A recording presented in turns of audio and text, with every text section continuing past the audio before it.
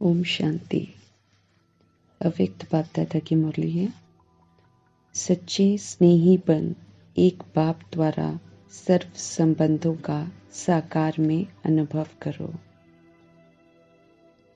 सच्चे स्नेही एक परमपिता परमात्मा के साथ सच्चा स्नेह, क्योंकि सत्य परमात्मा है, उसमें कोई भी हमारे स्नेह में खोट नहीं होनी चाहिए।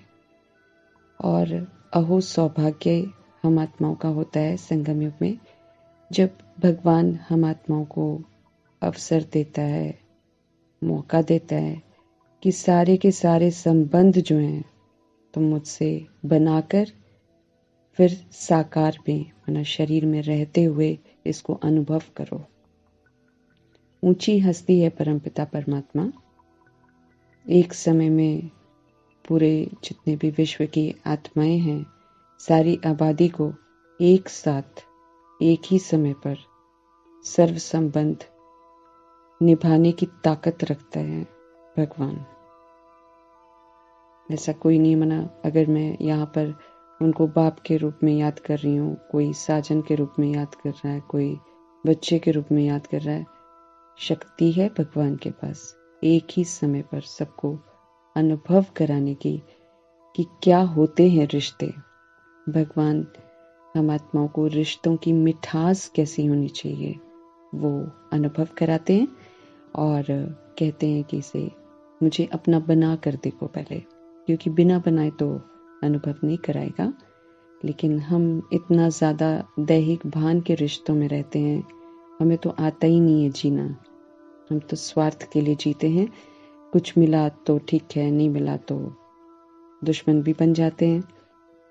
लेकिन भगवान आकर संगम युग में हमें सब कुछ सिखाता है, कैसे जीना है, कैसे हमें एक दूसरे के साथ रहना है, कैसे हमारी चाहत में जो स्नेह है उसमें कितनी पवित्रता और शुद्धता होनी चाहिए, कितना निस्वार्थपन होना चाहिए, वो भगवान हम आत्माओं को करके अनुभव करा के फिर सिखाते हैं।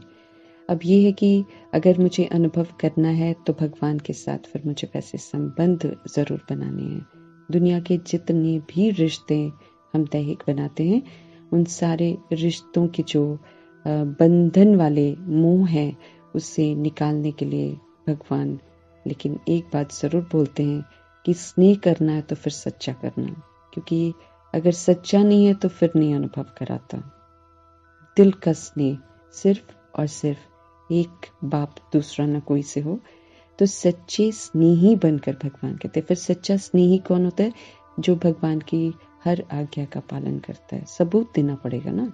ऐसे मेरे मुख से बोल दूंगी कि मैं बाबा आपसे बहुत सच्चा स्नेह करती हूँ तो थोड़ी मानेगा वो, तो फिर सबूत मांगता है, देखता है फिर वो हर जगह कितना सच्चा स्नेह है।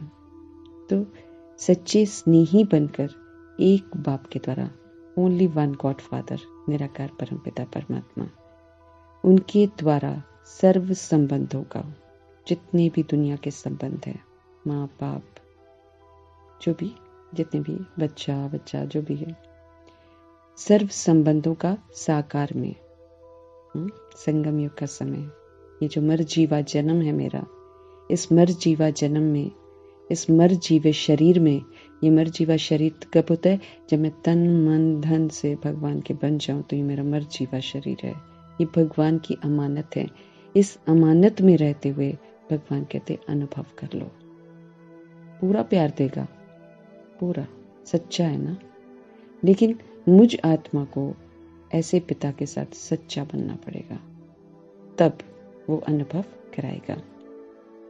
आज विश्व स्नेही, सारे विश्व को सच्चा स्नेह करता है भगवान।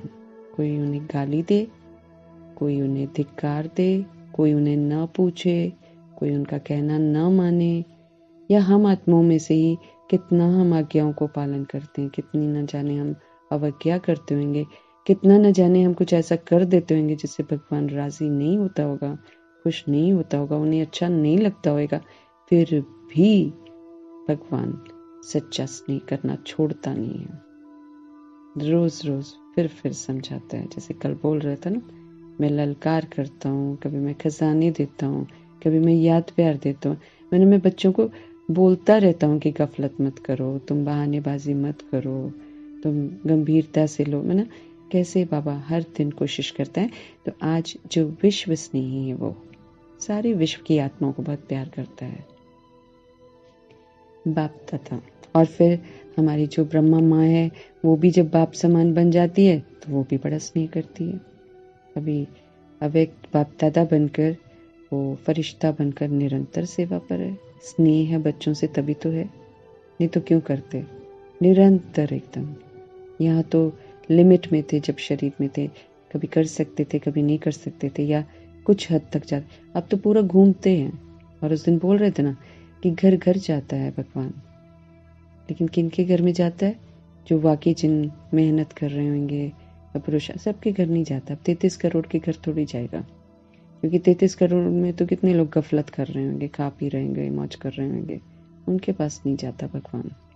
भगवान उन आत्माओं के घर जाता है जिनसे वो उम्मीद रखता है कि यह आत्माएं जो हैं कुछ करेंगी, है ना, सहयोगी बनेंगे सत्य की स्थापना। उनके घर जरूर चक्कर लगाता है, देखता है रहते कैसे। अव्यक्त बाप दादा की भी एक मुरली है कि मैं तो जाकर देखता हूँ कि ये लोग, क्योंकि उसमें ना बड़ी सारी विधियां बताई हुई कि बेडरूम में जब आप होते हो तो कोई भी फालतू बात नहीं होनी चाहिए। ये है एक मुरली आएगी कि फालतू कैसे सोना चाहिए, कैसे कमरे होने चाहिए, कौन से कमरे में कैसी बातें होनी चाहिए, हर चीज़ बताते हैं बाबा।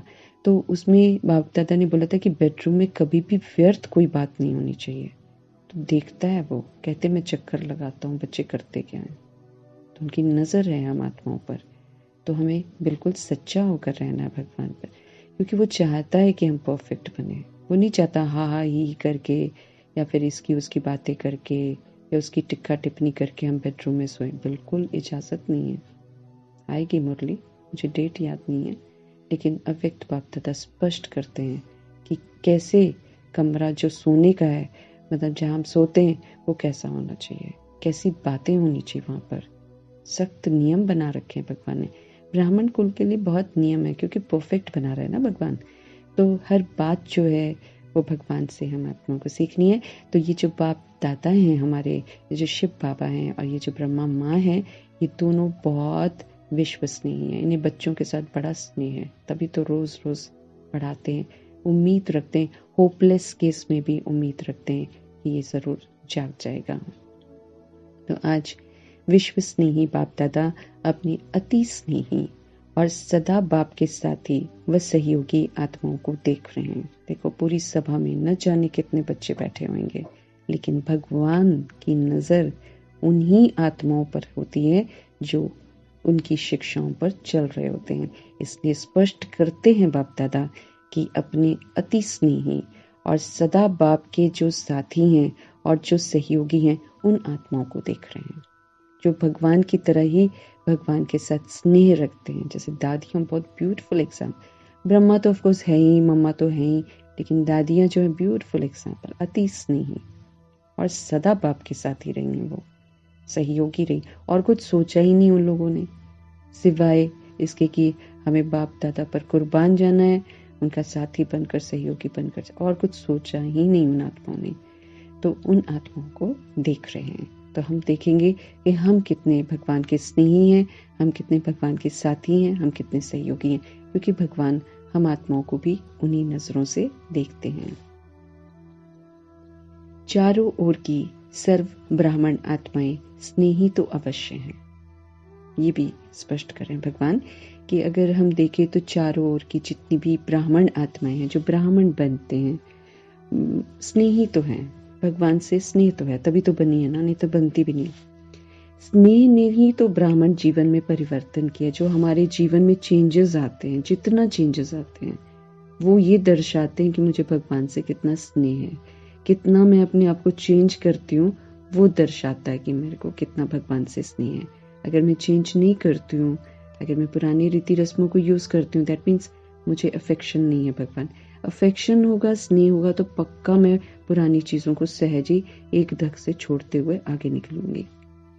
स्नेह ने ब्राह्मण जीवन में परिवर्तन किया है। फिर भी स्नेही जो हैं उनको भगवान 3 ग्रुप में डिवाइड कर रहे हैं। सब स्नेही एक जैसे हैं ही नहीं है ना, नंबर पार हैं। तो भगवान ने स्नेही को 3 प्रकार के डिवाइड करके स्पष्ट किया है। एक है स्नेह करने वाले, दूसरे हैं जो स्नेह किया फिर उसको निभाते हैं, और तीसरे हैं स्नेह में समाये हुए ही रहते हैं। एक है करते हैं, एक है फिर उसको निभाते भी हैं कि अगर मैंने किया है तो फिर उसके निभाते, माना कहना वहना मानते रहते हैं। और एक तो फिर बस स्नेह के अतिरिक्त कुछ है ही नहीं, कुछ और सोचते नहीं है।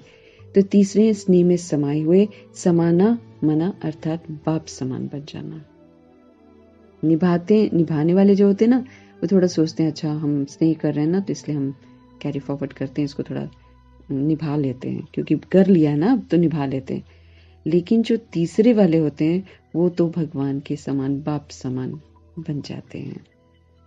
स्नेह करने वाले, जो पहला ग्रुप है स्नेह करने वाले, कभी स्नेह करते हैं लेकिन करते करते कभी स्नेह टूट भी जाता है, कुछ काम नहीं बना, पुरुषार्थ अच्छा नहीं चला, कभी किसी के साथ कुछ हो गया तो स्नेह टूट जाता है, कभी जुट जाता है। इसलिए समय प्रति समय स्नेह जोड़ने में पुरुषार्थ करना पड़ता है। अब स्नेह निरंतर होना चाहिए, लेकिन निरंतर नहीं होगा ऐसी आत्माओं का, अकॉर्डिंग टू सिचुएशंस, सिचुएशन अच्छा है तो बहुत स्नेह हो गया, बाबा बड़ा अच्छा, बाबा बड़ा अच्छा। जैसे सभा में बाबा आता है तो बड़ा स्नेही बन जाते हैं, लेकिन जैसे सभा खत्म दूसरी तीसरी बातें स्नेह टूट जाता है। फिर तुरंत जैसे बाबा मिलन खत्म उसके बाद फिर नॉर्मल बातें शुरू हो जाती हैं, तो क्या हो गया, स्नेह टूट गया। फिर से योग लगाएंगे फिर से स्नेह जोड़ने के लिए। तो बाबा कहते लेकिन करते करते कभी स्नेह टूट जाता है, कभी जुट जाता है, इसलिए समय प्रति समय उनको स्नेह जोड़ने में क्या करना पड़ता है, पुरुषार्थ करना पड़ता है। ये जो कहते हैं ना हम योग लगाते हैं, या फिर हम अमृत वेला करेंगे, या फिर हम ये करेंगे, शाम को योग करेंगे, ये जो करते हैं ना, ये ऐसा नहीं होना चाहिए। सुबह अमृत वेला योग किया तो माना कनेक्शन जुड़ गया, फिर सारा दिन भगवान से कनेक्टेड रहना है। ये जो करते हैं ना, सुबह योग करेंगे फिर शाम को करेंगे, फिर बीच का हिस्सा कहाँ गया। माँ होती तो यही पूछती कि बीच वाला क्या किया तुम लोगों ने, क्योंकि उनके ज़माने में तो याद के सिवाय और कुछ करना ही नहीं है। तो हम आत्माओं से पूछा जाए तो बड़ी सारी त्रुटियां निकल आए, क्योंकि शुरू की विधियों के अनुसार नहीं चलते हैं। तो ऐसा नहीं होना चाहिए कि सुबह को योग किया फिर शाम को योग किया, नहीं। Once you begin in the morning, जब हम मॉर्निंग में सोने के बाद जब हम उठते हैं और जब हम शुरुआत करते हैं तो वो कॉन्टिन्यूस प्रोसेस होना चाहिए। मतलब सुबह है कि पावरफुल समय पर मैंने कनेक्ट कर लिया मीठे बाबा के साथ, फिर वो निरंतर बना रहना चाहिए। तो स्नेह न टूटना चाहिए, न योग टूटना चाहिए। अगर भगवान के साथ प्यार है और वो एक के साथ प्यार करने को वो बोल रहा है, तो फिर वो तो टूटना नहीं चाहिए ना।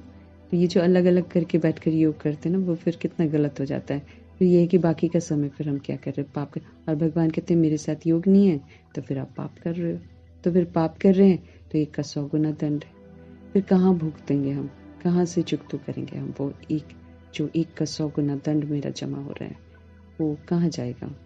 उसका तो टाइम नहीं मिला है ना मुझे तो संगम युग में टाइम सिर्फ मिला है कि तुमने जो अज्ञानता में कर दिया ना, जब तुमको समझ नहीं थी, उसको चुकतू करने का तुम्हें टाइम दे रहा हूँ। ये तो स्पष्ट आकर भगवान बोलते हैं।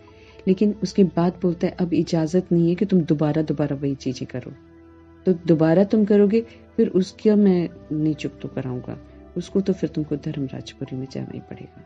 या फिर साथ साथ होगा, जैसे बाबा ने बोला था उस दिन कि अभी संकल्प करो, ये समय आ रहा है, यहाँ तुम गलत सोचो, यहाँ सजा, यहाँ गलत बोलना तो छोड़ो, सोचा और आपको सजा शुरू हो जाएगी, मानसिक सजा, दिमाग तंग हो जाएगा। तो ये जो है भगवान हम आत्माओं को समझ दे रहे हैं कि ये जो स्नेह करने वाली आत्माएं हैं, इनका तो स्नेह टूट जाता है, फिर कभी जुट जाता है, फिर समय प्रति समय ये लोग जोड़ने का पुरुषार्थ करते हैं, भगवान को याद करने का, भगवान से स्नेह करने का पुरुषार्थ करते हैं। क्योंकि बाप के साथ साथ और कहाँ भी स्नेह होता है। क्यों ऐसा है? क्योंकि सिर्फ बाप के साथ स्नेह नहीं है, और जगह भी फंसे पड़े हैं। और कहाँ भी स्नेह है, चाहे व्यक्तियों से है, चाहे प्रकृति के साधनों से है, कहाँ भी संकल्प मात्र भी स्नेह जुटा हुआ है तो बाप से स्नेह करने वाले की लिस्ट में आ जाते हैं। वरना ये जो पहली लिस्ट है ना कि सिर्फ स्नेह करते हैं, ये वो आत्माएं हैं लिस्ट में आती हैं जिनके अभी दिमाग जो है ना, स्नेह जो है अभी भी बटा हुआ है, क्योंकि भगवान तो आकर बोलते हैं कि मुझे बटा हुआ दिल नहीं चाहिए, मुझे पूरा दिल चाहिए, मैं पूरे दिल में विराजमान होगा। पोजेसिव है भगवान, बच्चों का बनता है ना, बड़ा पोजेसिव हो जाता है, मतलब सोचता है बस मैं ही हूँ और कोई नहीं होना चाहिए। लेकिन उसमें भी उनका यही होता है कि हम आत्माओं के कल्याणार्थ वो सोचते हैं, वरना तो डिटैच आत्मा है वो तो एक सेकंड में डिटैच हो जाएंगे। ऐसे अटैचमेंट नहीं है, लेकिन बनता भी अगर ऐसा है तो मेरे कल्याण के अर्थ बनता है कि मैं पूरा बनूंगा, तभी तो ये पूरा अच्छा बन जाएंगे। मैं पूरा नहीं, मेरे को पूरा नहीं बनाएंगे तो ये लोग शुद्ध नहीं हो पाएंगे। तो होता मेरे कल्याण है, बाकी वो तो हमारे बंधनों में बंधता ही नहीं है। लेकिन ये जरूर दावा करता है कि मैं अकेला ही दिल में रहूंगा, कोई और नहीं। जहां तुम किसी और को रखोगे मैं चला जाऊंगा। तो हमें चेक करना है कि हमारा जो स्नेह है वो कहाँ कहाँ फंसा पड़ा है, क्योंकि जब तक वो फंसा हुआ है, चाहे साधनों में, चाहे वैभव में, चाहे व्यक्ति में, चाहे रिश्तों में, तब तक मैं तो वो फर्स्ट वाली लिस्ट में आऊंगी ना। स्नेह सिर्फ जिसका कभी स्नेह रहेगा, कभी जुटेगा, कभी टूट जाएगा, कभी पुरुषार्थ करते रहेंगे, बस यही करते रह जाएंगे। और क्या पता जब परीक्षा हो रही है तो स्नेह ही टूटा हुआ हो तो सुपर फेल हो जाएंगे, क्या फायदा फिर भगवान का बनकर भी। तो भगवान स्पष्ट कर रहे हैं, तो वी नीड टू अंडरस्टैंड कि मुझे क्या करना है। तो बाप से स्नेह करने वालों की लिस्ट में आ जाते हैं। स्नेह की निशानी है बिना कोई मेहनत के स्नेही की तरफ स्नेह स्वतः ही जाता है। स्नेही मतलब अगर अफेक्शनेट है, वाकई किसी को किसी के साथ स्नेह है, तो उसकी निशानी क्या होती है कि बिना मेहनत के, मेहनत नहीं करनी पड़ती है, स्नेही की तरफ स्नेह स्वतः ही चला जाता है, नेचुरल वे में जाता है, पुरुषार्थ नहीं करना पड़ता है उसके लिए।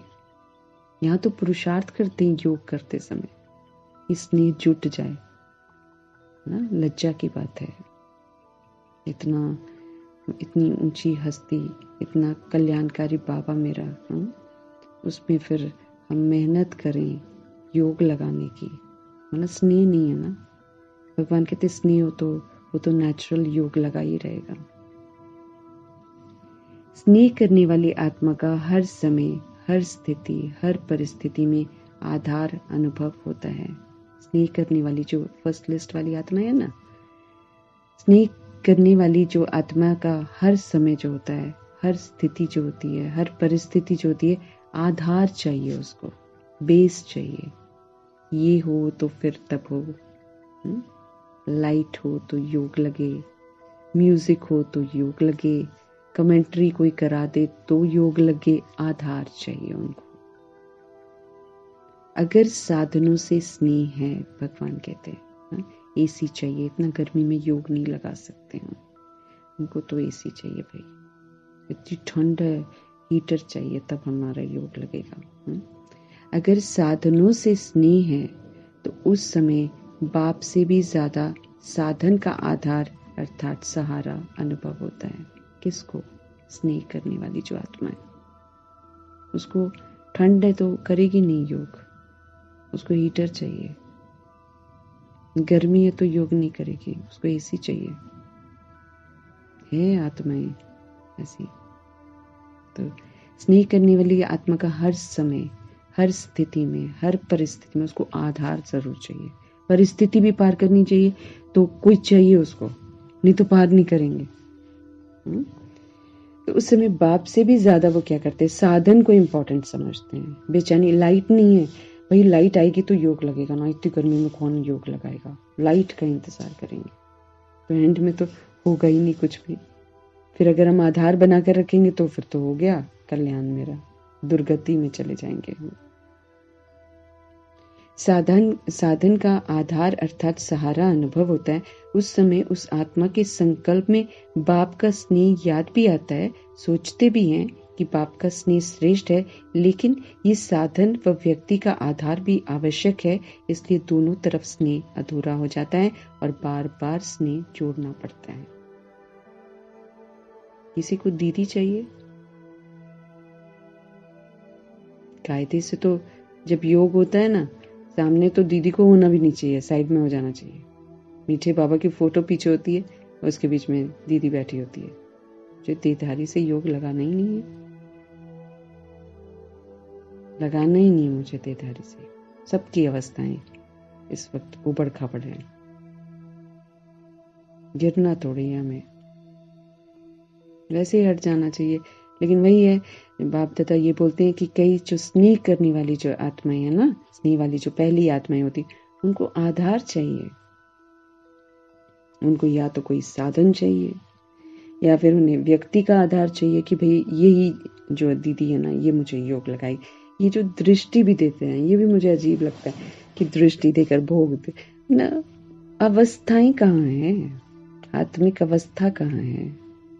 भगवान से लगाओ, सामने बाप दादा की जो चित्र है उससे लगाओ, वहां तो फिर भी शक्ति है। तो ये जो आधार है, ये जो साधन है, बाबा कहते हैं ये जो स्नेह करने वाली आते हैं, उनके दिमाग में संकल्प आते हैं। वो मानते हैं कि बाप के साथ स्नेह है और होना चाहिए। हाँ, याद आता है, सोचते भी हैं कि बाप का स्नेह सबसे श्रेष्ठ है। लेकिन ये जो साधन है ना, जो व्यक्ति का आधार है, ये भी जरूरी है। ये दो चीजें रखते हैं अपने दिमाग में, इसलिए क्या होता है, दोनों ही तरफ स्नेह अधूरा हो जाता है। भगवान के साथ के भी नहीं, वही है ना, बीच में जरा संधि बन जाएंगे, न उधर के न इधर के। इधर भी पूरा नहीं है ना, इधर जो व्यक्ति है, इधर जो आधार है, इधर जो वैभव है, इधर भी पूरा नहीं है, लेकिन भगवान की तरफ भी पूरा नहीं है। तो कितनी बुरी दशा हो जाती है ना। तो और बार बार फिर बाबा कहते कि अधूरा रह जाता है ना, तो फिर इनको बार बार स्नेह को जोड़ना पड़ता है, मेहनत करनी पड़ती है योग के लिए। लेकिन कायदे से मेहनत नहीं होनी चाहिए अगर भगवान से सच्चा स्नेह है तो। एक बल, एक भरोसे के बजाय दूसरा भी भरोसा साथ साथ अवश्य आवश्यक लगता है। इसलिए बाप के स्नेह द्वारा जो सर्व प्राप्ति का अनुभव हो, उसके बजाय दूसरे सहारे द्वारा अल्पकाल की प्राप्ति अपनी तरफ आकर्षित कर लेती है। एक बल, एक भरोसा, भगवान ही है सब कुछ। इस बात को तो इतना अच्छे से अंदर घुसा लेना है कि कभी जिंदगी में किसी और की तरफ ध्यान नहीं जाना चाहिए। एक बल, एक भरोसा, इसके बजाय दूसरा भी भरोसा दुनिया रखती है, साथ साथ आवश्यक लगता है। इसलिए बाप के स्नेह के द्वारा जो सारी प्राप्तियों का अनुभव होना चाहिए ना, उसके बजाय दूसरे सहारे से भी थोड़े समय की प्राप्ति अपनी तरफ आकर्षित, वहां से भी चाहते हैं, वहां से भी हो जाए। वो भी थोड़ा सा देख ले, वो भी थोड़ा सा मेरे को अच्छा बोल दे। क्यों बुलवाना है, क्यों बुलवाना है देधारियों से, क्यों जोड़ना मुझे रिश्ता किसी से भी। एक बल, एक भरोसा, बदल जाती हैं आत्माएं, पता भी नहीं चलता है। एक भगवान ही है जो सच्चा है, बस बड़ा प्यारा है और बड़े प्यार से बचाता है और बहुत सच्चा प्यार करता है। वो हमें सच्चा चाहिए ना, सच्चा प्यार करता है, सच्चा स्नेह देता है, सच्चे वायदे निभाता है, छोड़ता नहीं है। फिर अगर मैं ना छोड़ूं तो छोड़ेगा नहीं, फिर इतनी वफादारी है भगवान में। तो एक बल, एक भरोसा होना चाहिए, दूसरे का भरोसा करके क्या करेंगे। तो इसलिए बाप के स्नेह द्वारा जो सर्व प्राप्ति का अनुभव है, वो मुझे दूसरे से करना ही नहीं है। वो आज अनुभव कराएगा, कल दुख जरूर देगा। जो सर्व प्राप्ति का अनुभव मुझे सारा भगवान से ही करना है। वही मेरा बाप, वही मेरा टीचर, वही मेरा सदगुरु, वही मेरे साजन, वही मेरा बच्चा, वही मेरा सब कुछ है वो। तो आकर्षित नहीं करना चाहिए, मतलब कोई देधारी मुझे आकर्षित करे, ये होना ही नहीं चाहिए। कोई देधारी मुझे तृप्त कर देगा, हो ही नहीं सकता है, हो ही नहीं सकता है। लिमिटेड है हम लोग, हम किसी को तृप्त नहीं कर सकते, हम भी नहीं कर सकते। दूसरा क्या, हम भी नहीं कर सकते। एक भगवान है जो तृप्त कर सकता है। तो सारा आकर्षण जो है वो मुझात्मा का परमात्मा के साथ होना चाहिए। चलते फिरते भगवान स्मृति में होना चाहिए। चलते फिरते हमेशा सोचना चाहिए कि वो मेरे संग संग चल रहा है, उनके संग बातें हैं, उनके संग कितने सारे पापों से हम बच जाएंगे। और जिस धरा पर हम चल रहे होंगे उस धरा को हम कितना सुकून दे रहे होंगे, वो भी कितनी खुश होएगी कि देखो चल रही है और भगवान के साथ बातें कर रही है, मेरे को भी कितना सुख दे रही है। लोग तो कोड़ रहे हैं, उसको तोड़ रहे हैं, उसको दुख दे रहे हैं, उसको गंदा कर रहे हैं। गंदगी कितनी फैलाते हैं हम लोग। तो ऐसे भगवान के आकर्षण में रहकर जहां जहां मैं चलूंगी वहां वहां मैं सेवा करूंगी। धरा की भी सेवा होगी, वायुमंडल की भी होगी, आते जाते जितनी भी आत्माएं हैं उनको मेरे से अच्छा मीठे मीठे बाबा की याद के जो वाइब्स हैं वो मिलेंगे। उसको स्मृति दिलाए, उसको भी उस समय भगवान की याद आएगी। तो इस विधि से हम चलना है। कौन कमाल करता है? भगवान की याद। तो वो सेवा करनी है ना हमें। तो हमें देहधारियों की तरफ अब आकर्षित नहीं होना है। हमें किसी, देखो एंड में बहुत सारे ऐसे ना वो माया लेकर आएगी कि हम बचाएंगे। बड़ी परीक्षाएं होनी है मेरी। तो निश्चय बुद्धि रहना है, एक भगवान पर भरोसा करना है, क्योंकि एक वही बचाएगा और कोई नहीं बचा सकेगा। तो इतना आकर्षित करती है, भगवान कहते हैं ये जो अल्पकाल की प्राप्तियां ये व्यक्ति हैं इतना आकर्षित करती हैं जो उसी को ही आवश्यक समझने लगते हैं। जरूरी है भाई, उससे तो मिलना पड़ेगा, ये है ना योग ही नहीं लगेगा, या फिर उसको चाहिए, जरूरत है। बाबा कहते उसको जरूरत समझने लग जाते हैं। ये वैभव मुझे चाहिए, ये साधन मुझे चाहिए, ऐसे कैसे हो जाएगा? म्यूजिक नहीं चलेगा, अच्छा आज म्यूजिक नहीं कैसे फिर योग लगेगा? कमेंट्री नहीं लगेगी, कैसे योग लगेगा? क्या है ये सब? बाबा कहते हैं इसको आवश्यक समझने लग जाते हैं। ये तो चाहिए ही नहीं ना मुझे। अब तो ऐसा है कि चलते फिरते मौतें होनी है, चलते फिरते शरीर छूटने हैं। अब मैं सड़क पर हूँ, वहां मेरे शरीर छोड़ने का वहां पर समय आ जाएगा, तो मैं क्या भागूंगी कि मेरे को लाइट चाहिए और मेरे को कमेंट्री चाहिए और मुझे म्यूजिक चाहिए? शरीर मुझे सड़क पर ही छोड़ना है तो वहीं छोड़ूंगी ना मैं। याद भगवान की रहनी चाहिए बस। तो मीठे बाबा बोल रहे इतना आकर्षित करती है जो उसी को ये आवश्यक समझने लगते हैं। लगाव नहीं समझते लेकिन सहारा बनाते हैं। और बाबा ने क्या बोला?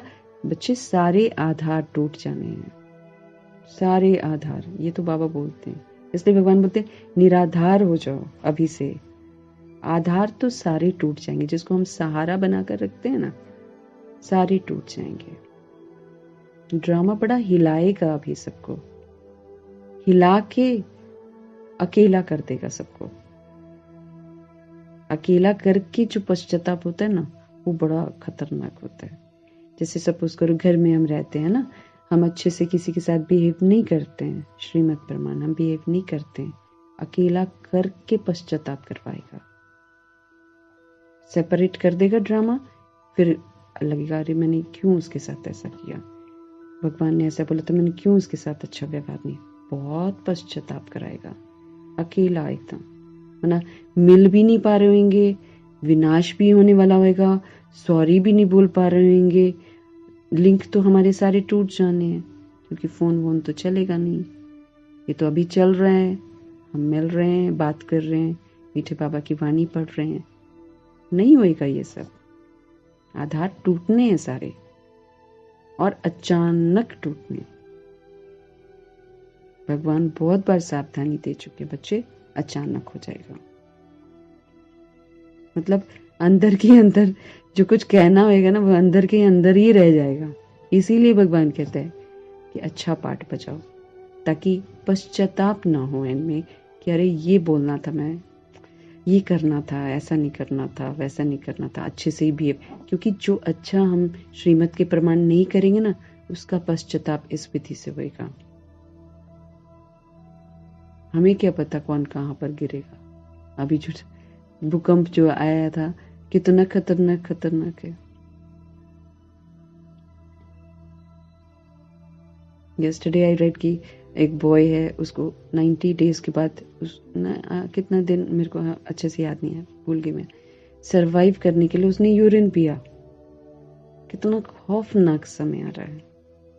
उसको सरवाइव करना, उसको जीना था 90 डेज नहीं, कुछ दिन वो रूबल के अंदर ही, जैसे नहीं होता पूरा टूट फूट गया है उसके अंदर वो दबा पड़ा था। उसने यूरिन नहीं पिया, बताओ इतना मतलब गंदगी। क्योंकि कर्मा तो इंसान करे जा रहा है अपनी मनमत पर, जानवरों को खा रहा है, कभी उसको खा रहा है, कभी उसको खा रहा है, लेकिन भुगतान तो करना पड़ेगा, बच नहीं सकता कोई भी, और बड़े खौफनाक तरीके से भुगतान करना पड़ेगा। इसलिए भगवान, हमारा तो अहो सौभाग्य है कि हम भगवान से पढ़ रहे हैं। और भैया अहो सौभाग्य की टाइम मिल रहा है, जो गलतियां की है फटाफट सुधार लो और क्लीन हो जाओ। जैसे दादियां वगैरह क्लीन हो गई, कर लिया उन्होंने फटाफट अपना फिक्र करके ना कि हाँ जी हमने गलतियां तो करी हैं, फटाफट अपने आप को क्लीन करो। तो गलतियां तो हमने भी करी हैं। उन्होंने टेंशन रखा है कि भगवान का बनकर कम करी होंगी, अभी तो बहुत ज्यादा हो रही हैं। तो आधार भी जितने बनाए होंगे आधार टूटेंगे, और आधार टूटेंगे तो क्या करेंगे फिर? अगर मैं आधार बनाकर रखूंगी तो आधार ही देखती रह जाऊंगी। इसलिए भगवान पहले, इसीलिए पढ़ना बहुत जरूरी है, बार बार पढ़ना जरूरी है, क्योंकि बार बार भगवान मेरे को तैयार कर रहा है। तो बाप दादा कह रहे लगाव नहीं समझते हैं कि ऐसा कोई स्पेशल यही चाहिए, अटैचमेंट वाला नहीं होता है, लेकिन सहारा जरूर समझते हैं, ये चाहिए जरूरी है। इसको कहा जाता है स्नेह करने वाले। ऐसी जो आत्माएं हैं जो दो तरफ रहती हैं, उधर भी इधर भी, ये भी चाहिए वो भी चाहिए, बाबा भी चाहिए और फिर घर भी, ऐसे घर वाले लोग भी चाहिए, ये रिश्ते भी चाहिए। तो दो तो भैया भगवान को तो कबूल नहीं है। वो रिश्ते हमारे काम नहीं आने वाले हैं, एक भी रिश्ता काम नहीं आएगा। हम रिश्तों में भी एक साथ रहेंगे कि नहीं रहेंगे ये भी कोई गारंटी नहीं है।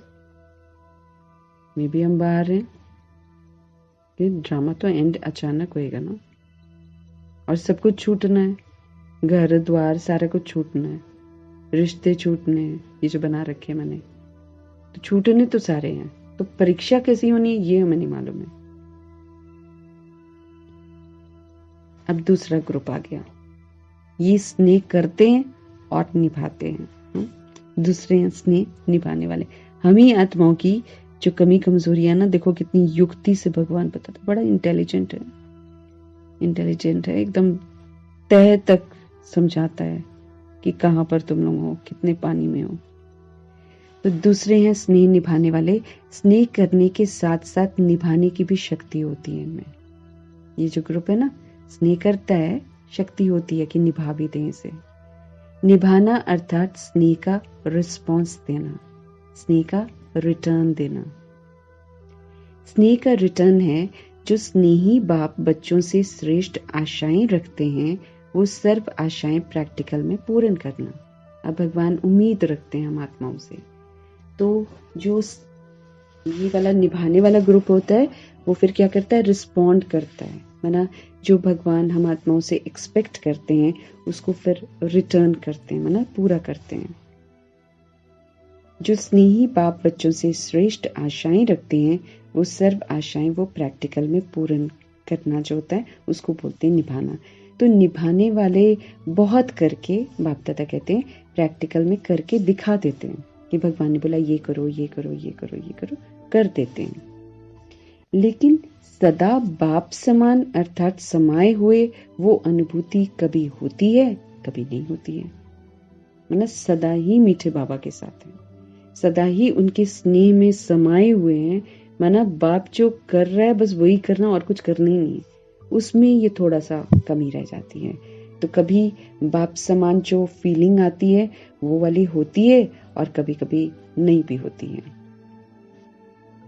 फिर भी निभाने वाले जो होते हैं भगवान कहते वो थोड़ा तो समीप होते हैं, क्योंकि हम इस विधि से क्या है समीप जा रहे हैं। मैं आत्मा जितना भगवान का कहना मानूंगी उतना मैं उनके समीप पहुंचूंगी। It's like a race, you know. बाप दादा शिव बाबा ऊपर है, मेरे को यहाँ से रेस करके उसके पास जाना है, तो उसके पास जाऊंगी कैसे? जैसे जैसे उसका कहना मानूंगी वैसे वैसे तो समीप जाऊंगी ना। प्रैक्टिकल सबूत तो मुझे देना पड़ेगा, लेकिन बाप दादा कहते हैं जो पहला वाला ग्रुप है उससे तो ये फिर भी थोड़ा बेटर है, क्योंकि ये थोड़ा सा पास आते हैं, क्योंकि ये कुछ तो निभाते हैं। वो निभाते नहीं है, वो इधर भी सहारा उधर भी सहारा लेकर बैठते। ये वाला जो ग्रुप है सेकंड वाला, ये निभाता है। और निभा का मतलब जो भगवान आशाएं रखते हैं, जो एक्सपेक्टेशंस रखते हैं कि हमको करना चाहिए, वो ये वाला ग्रुप थोड़ा करके दिखाता है। उसके हिसाब से ये लोग थोड़ा सा समीप आ जाते हैं, लेकिन फिर भी समान नहीं है। बाप समान जो लेवल होना चाहिए वो नहीं है, उसकी कमी है। निभाने वालों को निभाने के रिटर्न में, चूंकि वो निभा देते हैं, थोड़ा बहुत तो निभाते हैं ना, तो निभाने वालों को निभाने के रिटर्न में पदम गुना हिम्मत और उमंग उत्साह की मदद विशेष बाप के द्वारा मिलती रहती है। ऐसी आत्माएं जो निभाती हैं, जो आशाओं को पूरा करती हैं, भगवान फिर उनको रिटर्न में कुछ तो देगा ना।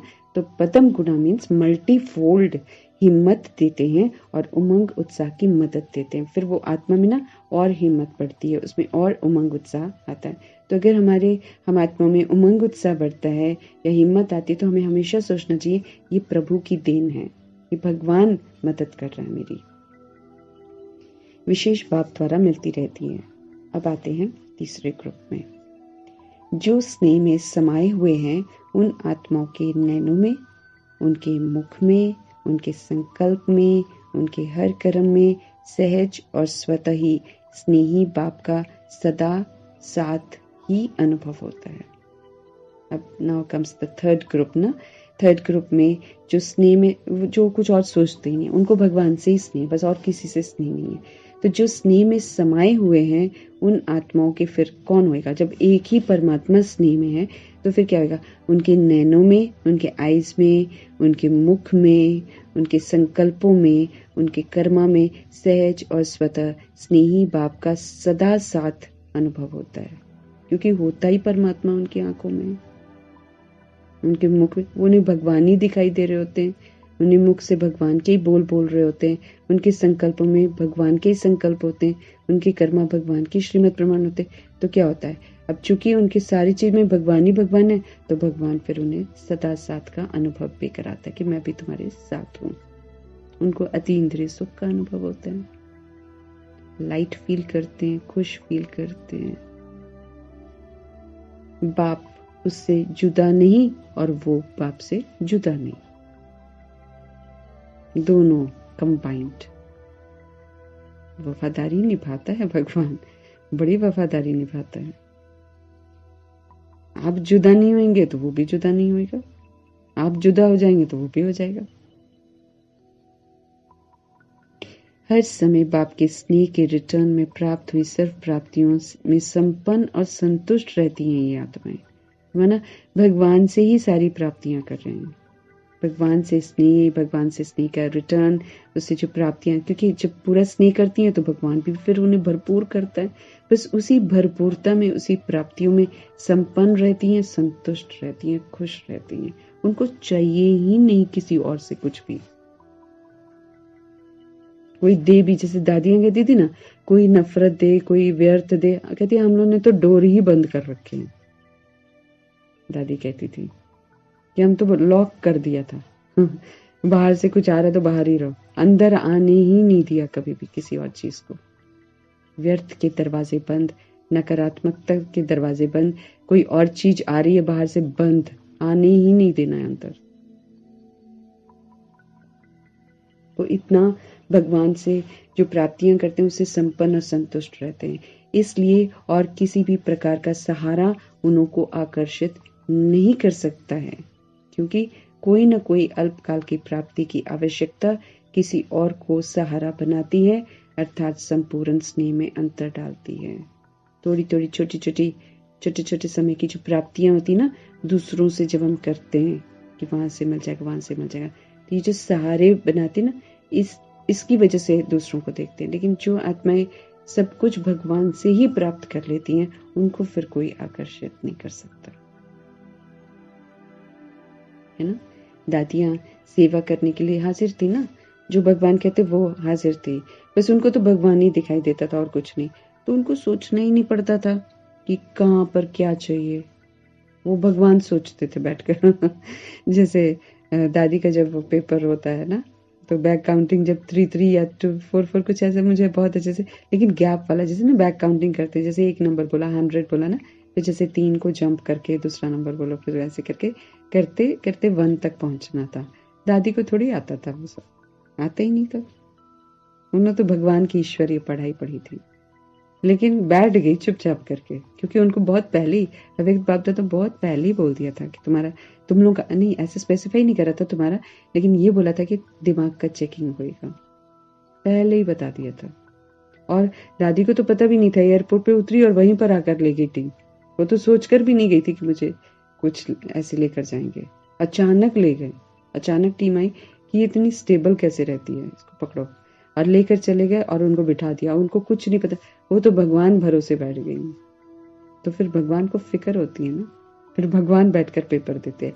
ऐसे ही अगर हम भगवान पर पूरा समर्पित हो जाएं तो ही नोज कि कहाँ पर क्या हो रहा है, उनको फिक्र हो जाती है, कहाँ कहाँ खतरे हैं, कहाँ फंसी पड़ी है ना। हम सेवाओं में लगे हुए हैं, हमें पता ही नहीं है कि पीछे क्या क्या हो रहा है, हमें नहीं पता होता है। लेकिन जब पता चलता है तो समझ में आता है, अरे देखो हम भगवान में मस्त रहे ना, देखो कितनी फिक्र है, उन्हें अपने आप हैंडल कर रहे हैं। ऐसा है भगवान, जादूगर है, जादूगर। तो बाप उससे जुदा नहीं और वो बाप से जुदा नहीं, हर समय बाप के स्नेह के रिटर्न में प्राप्त हुई सर्व प्राप्तियों में संपन्न और संतुष्ट रहते हैं। इसलिए और किसी भी प्रकार का सहारा उनको आकर्षित नहीं कर सकता है, क्योंकि कोई ना कोई जब हमें अल्पकाल की प्राप्ति की आवश्यकता किसी और के सहारे और का सहारा बनाती है ना। अगर मेरे में कोई कमी हुएगी प्राप्ति की ना, तब हम सहारे ढूंढते हैं।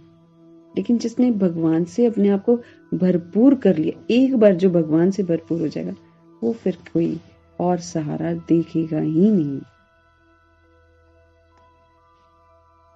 अर्थात संपूर्ण। फिर बाबा कहते जब अल्पकाल के प्राप्तियों का इधर उधर रखते हैं ना, फिर बाबा कहते कि वो जो चीज है ना, वो फिर मनुष्य को सहारा बना देती है, क्योंकि पूरा बाबा से किया नहीं, फिर इधर उधर जरूरत पड़ती है। नहीं, लेकिन अगर भगवान का बन जाओ तो फिर देखो, भगवान करवाता तो मनुष्यों के थ्रू ही है ना। सपोज करो आपको सोचने की जरूरत नहीं, अब जैसे दादियों को कहीं जाना होता तो दादियों का इंतजाम करते थे लोग, लेकिन वो प्रभु समर्पण थे, करवा वो रहा है, फिर इंतजाम वो कराता है। फिर हम तो अगर कोशिश भी करेंगे ना कहीं पर कुछ इंतजाम करने की, तो नहीं कर पाएंगे। लेकिन वो ऐसा है कि वो कहाँ क्या कर रहा है वही जाने भाई। उनकी तो जादूगरी बाद में पता चलती है, पहले तो समझ में नहीं आता है कुछ भी। लेकिन जब वो सहारा बन जाता है, अगर आप उन पर वो रखते हो, एक बल एक भरोसा रखते हो, तो फिर वो कैसे सहारा देता है ना, वो फिर बाद में पता चलता है। फिर लगता है वाह कितना जादूगर है ये, इनको ज्यादा ना सब कुछ तो वो जानता है ना। तो एक परमात्मा के साथ मुझ आत्मा का सारा संबंध होना चाहिए। स्नेह में समाई हुई आत्माएं सदा सर्व प्राप्ति संपन्न होने के कारण सहज ही एक बाप दूसरा न कोई इस अनुभूति में रहती है। उसको मालूम है मेरा तो एक शिव बाबा, दूसरा न कोई। संपूर्ण जो स्नेह में समाई हुई होती है और संपन्न हो जाती है वो ना, आत्माएं सदा सर्व प्राप्ति संपन्न, उसको फिर भगवान सब कुछ देता भी तो है, सर्व प्राप्ति संपन्न कर देता, फिर बाकी सारी चीजें फीकी लगती हैं। तो स्नेही सभी हैं, भगवान कहते, उसमें तो भगवान एक्सेप्ट करता है, स्नेही तो सभी हैं, लेकिन 3 प्रकार के हैं, ये भी बता देता है ना। अब अपने से पूछो मैं कौन, सब कुछ बता दिया, डायरेक्ट किसी को नहीं बोलता है, ठेस नहीं पहुंचाता किसी के दिल को ना, ठेस नहीं पहुंचाता है, लेकिन इशारे कर देता है, जो हैं उनके इशारे भी कर देता है, और जैसा वो चाहते हैं कि बनना चाहिए वो भी इशारा कर देते हैं। अब मुझ आत्मा पर है मैं किस ग्रुप में जाना चाहती हूँ, पहले वाले निभाने वाले कि ये जो बाप समान बनने वाले। इसमें बाप दादा कहते अपने से पूछो मैं कौन। अपने को तो जान सकते हो ना, झूठ नहीं बोल सकते हम अपने आप को, अंदर सब पता होता है। स्नेही है तभी स्नेह के कारण ब्राह्मण जीवन में चल रहे हैं, वरना तो कोई चलता नहीं है ना। चलो वो तो है, कि स्नेह के कारण हम ब्राह्मण जीवन में चल रहे हैं, लेकिन स्नेह के साथ निभाने की शक्ति इसमें नंबरवार बन जाते, निभाते कम है, कोई पूरा कोई आधा। स्नेह के साथ शक्ति भी जरूरी है। स्नेह चाहिए तो शक्ति भी चाहिए निभाने की। यूं ही नहीं निभा सकते हैं, क्योंकि भगवान की शिक्षाएं ऊंची है, ऊंची हस्ती है वो दैहिक भान से ऊपर उठकर निभाने को बोलता है। तो शक्ति तो चाहिए, पावर चाहिए, सत्य है वो, सत्य के साथ चलने की शक्ति चाहिए।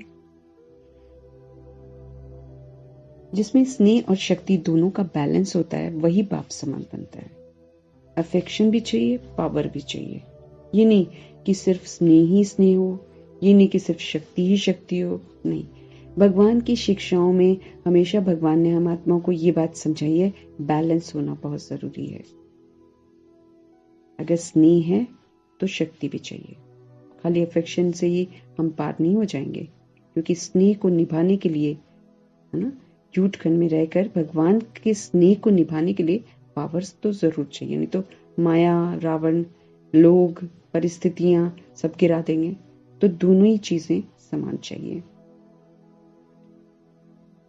ऐसे जो समाई हुई आत्माओं का अनुभव यही होगा कि बाप के स्नेह से दूर होना मुश्किल है। जो आत्माएं समाई हुई होती हैं, थर्ड ग्रुप जो होता है, बाप दादा कहते कि जो समाई हुई आत्माएं होती हैं वो तो यही अनुभव करती हैं कि बाप के स्नेह से दूर होना बड़ा मुश्किल है। जैसे दादी गुलजार बोलती थी कि भगवान को भूलना मुश्किल है। पता नहीं कहती लोग कैसे कहते हैं कि याद करना मुश्किल है। उनको तो याद के सिवाय वो उनको है कि वो सदा ही याद में रहते थे। तो बाप तो बोल रहे हैं, ऐसी जो समाई हुई आत्माओं का अनुभव यही होगा कि बाप के स्नेह से दूर होना मुश्किल है। इतना ज्यादा वो स्नेह में समाई होती है। समाना सहज है, दूर होना मुश्किल है, क्योंकि समाई हुई आत्माओं के लिए तो एक बाप ही सारा संसार है। रूहानी नशा था गुलजार दादी को कि लोग कैसे बोलते कि याद करना बड़ा मुश्किल होता, हम भूल जाते हैं। वो तो उनका तो संसार ही भगवान था। तो जिसका संसार ही भगवान हो, फिर उसे याद करने की मेहनत या योग लगाने की मेहनत तो होनी नहीं चाहिए ना। तो अगर मेहनत कर रहे हैं, सुबह बैठकर लगाने की कोशिश कर रहे हैं या कंसंट्रेट करने की कोशिश कर रहे हैं, तो ये तो बहुत क्या बोले, ये थोड़ा गंभीरता का विषय है, क्योंकि इसमें फेल होने के पूरे चांस हैं, क्योंकि 1 सेकंड के पेपर होने हैं हमारे। तो निरंतर वही समाया हुआ होना चाहिए मेरी यादों में, तब तो पास होंगे। फिर तो योग लगाने की जरूरत ही नहीं है ना, फिर तो याद में ही है हम। वही एक सहारा, वही एक बल, वही एक भरोसा, उन्हीं से सारी प्राप्तियां, उन्हीं से सारा सब कुछ। तो फिर कहीं और तो जाना चाहिए नहीं हमें। भगवान के अनुसार आधार भी भगवान जैसा आधार जिसके पास होएगा वो तो फिर सुरक्षित है। भगवान को छोड़कर जितने भी आधार है वो विनाशी हैं, वो मेरा साथ नहीं देंगे, ये सत्य है। तो स्वीकार तो करना है ना।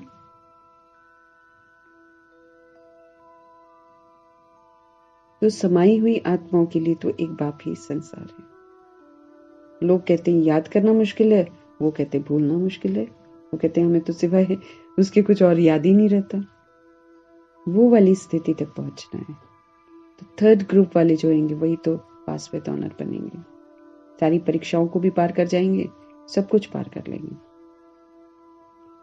संसार में आकर्षित करने वाली 2 ही बातें हैं, एक व्यक्ति का संबंध, रिलेशन, और दूसरा भिन्न भिन्न वैभवों व साधनों द्वारा प्राप्ति होना। कोई प्राप्ति होती, कोई फैसिलिटी है, कोई कंफर्ट है ना, उससे मुझे कोई प्राप्ति होती है। एक वो आकर्षित करती है चीज, और एक रिलेशन आकर्षित करता है। ये 2 चीजें भगवान कहते हैं संसार में आकर्षित करने वाली हैं। जहां से भी प्राप्ति होती है, फायदा जहां से होता है ना, वहां चाहते हैं। तो समाई हुई आत्मा के लिए सर्व संबंध के रस का अनुभव एक बाप द्वारा सदा ही होता है। लेकिन जो थर्ड ग्रुप वाली आत्माएं हैं, वो भगवान को अपना संसार जब बनाती हैं तो भगवान से सारे संबंध जोड़ती हैं, तो सर्व संबंधों का रस जो है वो अनुभव करती हैं एक बाप द्वारा सदा ही उनको होता ही रहता है। एक के साथ रखा है ना, तो भगवान भी फिर वफादारी निभाते, क्या क्या चीजें चाहिए प्रोवाइड करता जाएगा। तो सर्व प्राप्तियों का आधार एक बाप है, न कि वैभव व साधन। बाबा कहते कि वैभव साधन विनाशी है, व्यक्ति विनाशी है, भगवान अविनाशी है और भगवान सर्व प्राप्तियां कराता है। मनुष्य सर्व प्राप्ति नहीं करा सकते, साधन सर्व प्राप्ति नहीं करा सकते। तो समझना है ना, विजडम देखना।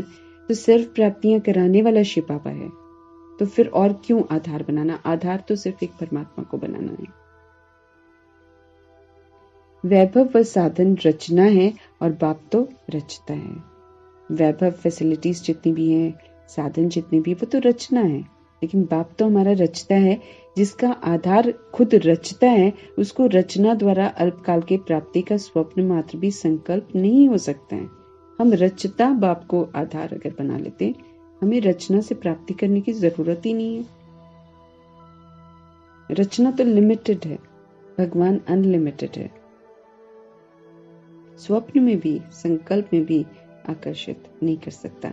तो बाप दादा को कभी कभी बच्चों की स्थिति को देखकर हंसी आती है, क्योंकि आश्चर्य तो कह नहीं सकते, है ना।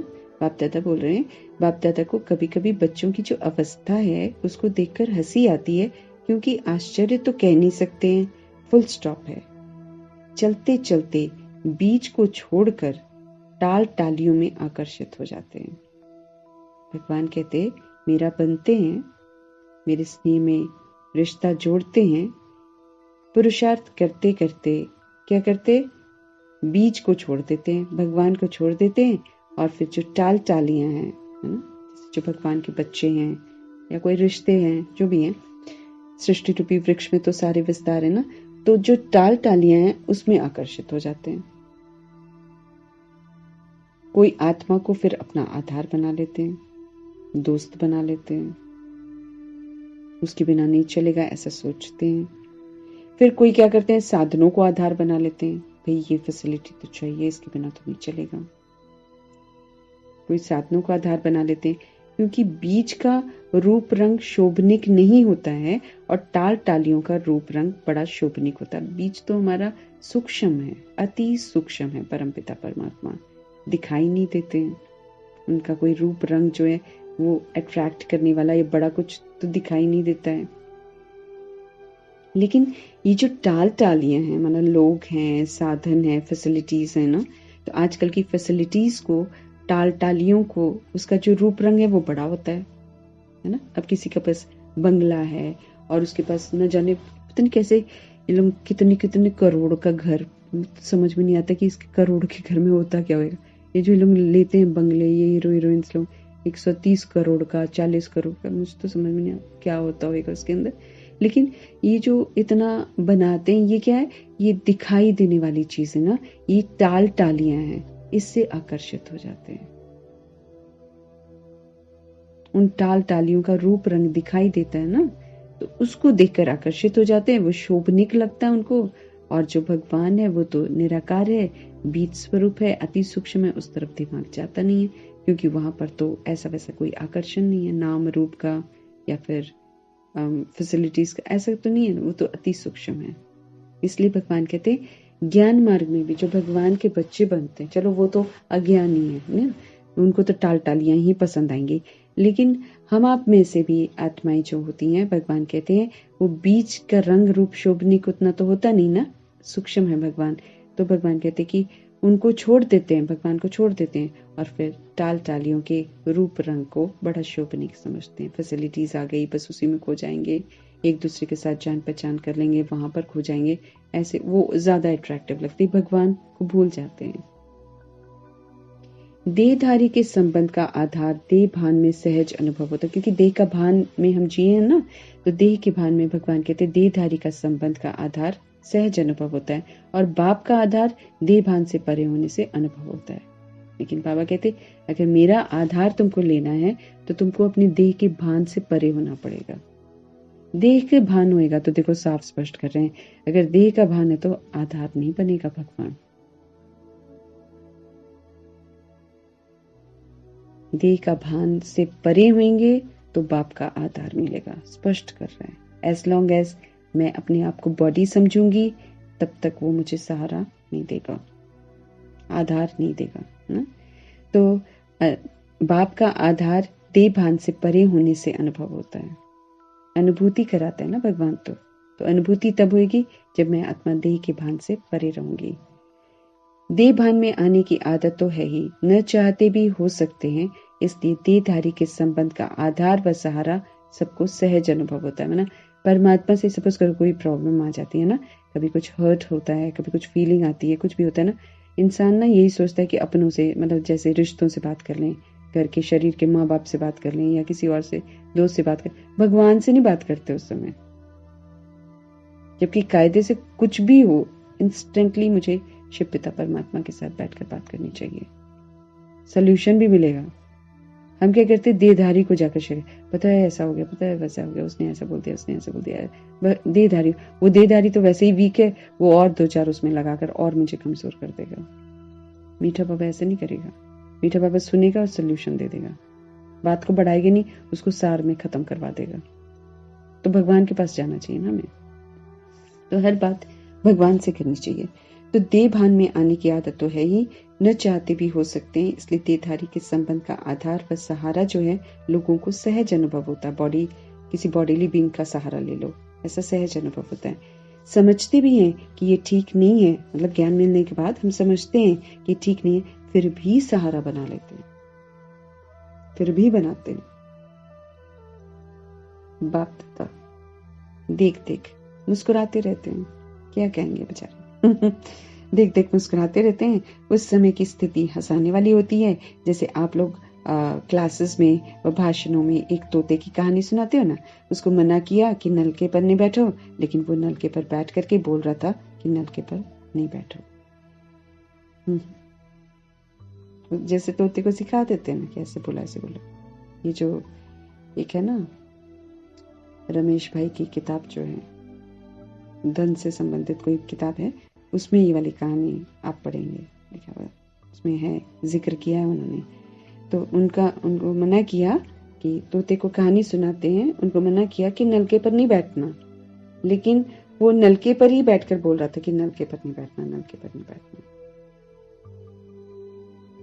तो ऐसे बच्चे भी उस समय मन में अपने आप से एक तरफ ये सोचते रहते हैं, एक बाप दूसरा न कोई, बार बार अपने आप से रिपीट भी करते रहते हैं, एक बाप दूसरा न कोई करते रहते, साथ साथ फिर ये भी सोचते हैं कि स्थूल में तो सहारा चाहिए ना, बाबा तो निराकार है ना, एक बॉडी वाला तो सहारा चाहिए।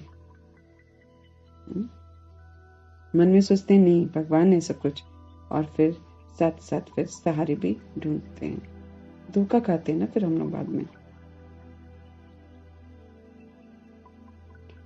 तो बाप दादा कह रहे हैं कि लेकिन साथ साथ फिर ये भी सोचते हैं कि स्थूल में तो सहारा चाहिए ना, जब तक हम शरीर में तब तक हम सहारा चाहिए, है ना। भगवान को फिर भी थोड़ा कम कर दिया ना, ये इधर अहमियत दे दी कि बॉडी है इसलिए हमको ये वाला सहारा चाहिए। तो उस समय बाप दादा कहते हैं हंसी आएगी ना, और उस समय फिर माया चांस, वही समय है जब माया, क्योंकि नाम रूप में फंसाना तो माया की चाल है। बड़े एंड तक बाबा ने बोला ना, देवी देवताओं का रूप लेकर भी माया आएगी, सहारा सहारा, इसमें सहारा है, सहारा है, और जो गया वो डूबा, भगवान से भी गया, और ये तो मृग तृष्णा थी, झूठ था, ये मायावी था, तो मायावी में फंसा, माया तो गई, माया तो वैसे ही उल्लू बना रही है, और लेकिन जो उधर पीछे मुड़कर भगवान का सोचेंगे कि भगवान के पास जाए, डोर क्लोज, न इधर के न उधर के। तो उस समय भगवान कहते फिर माया चांस लेती है, बुद्धि को ऐसा परिवर्तन करती है माया, जो झूठा सहारा ही सच्चा सहारा अनुभव होगा, पेपर होंगे,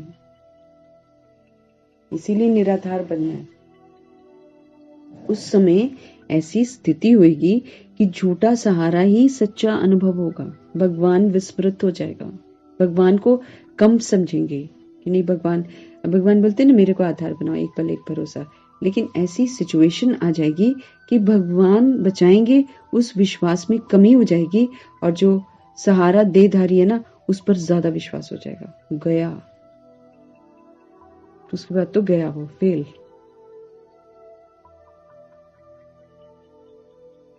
तो माया की चाल ऐसी होती है कि बुद्धि को ऐसा परिवर्तन करेगी जो झूठा सहारा ही सच्चा सहारा अनुभव होगा।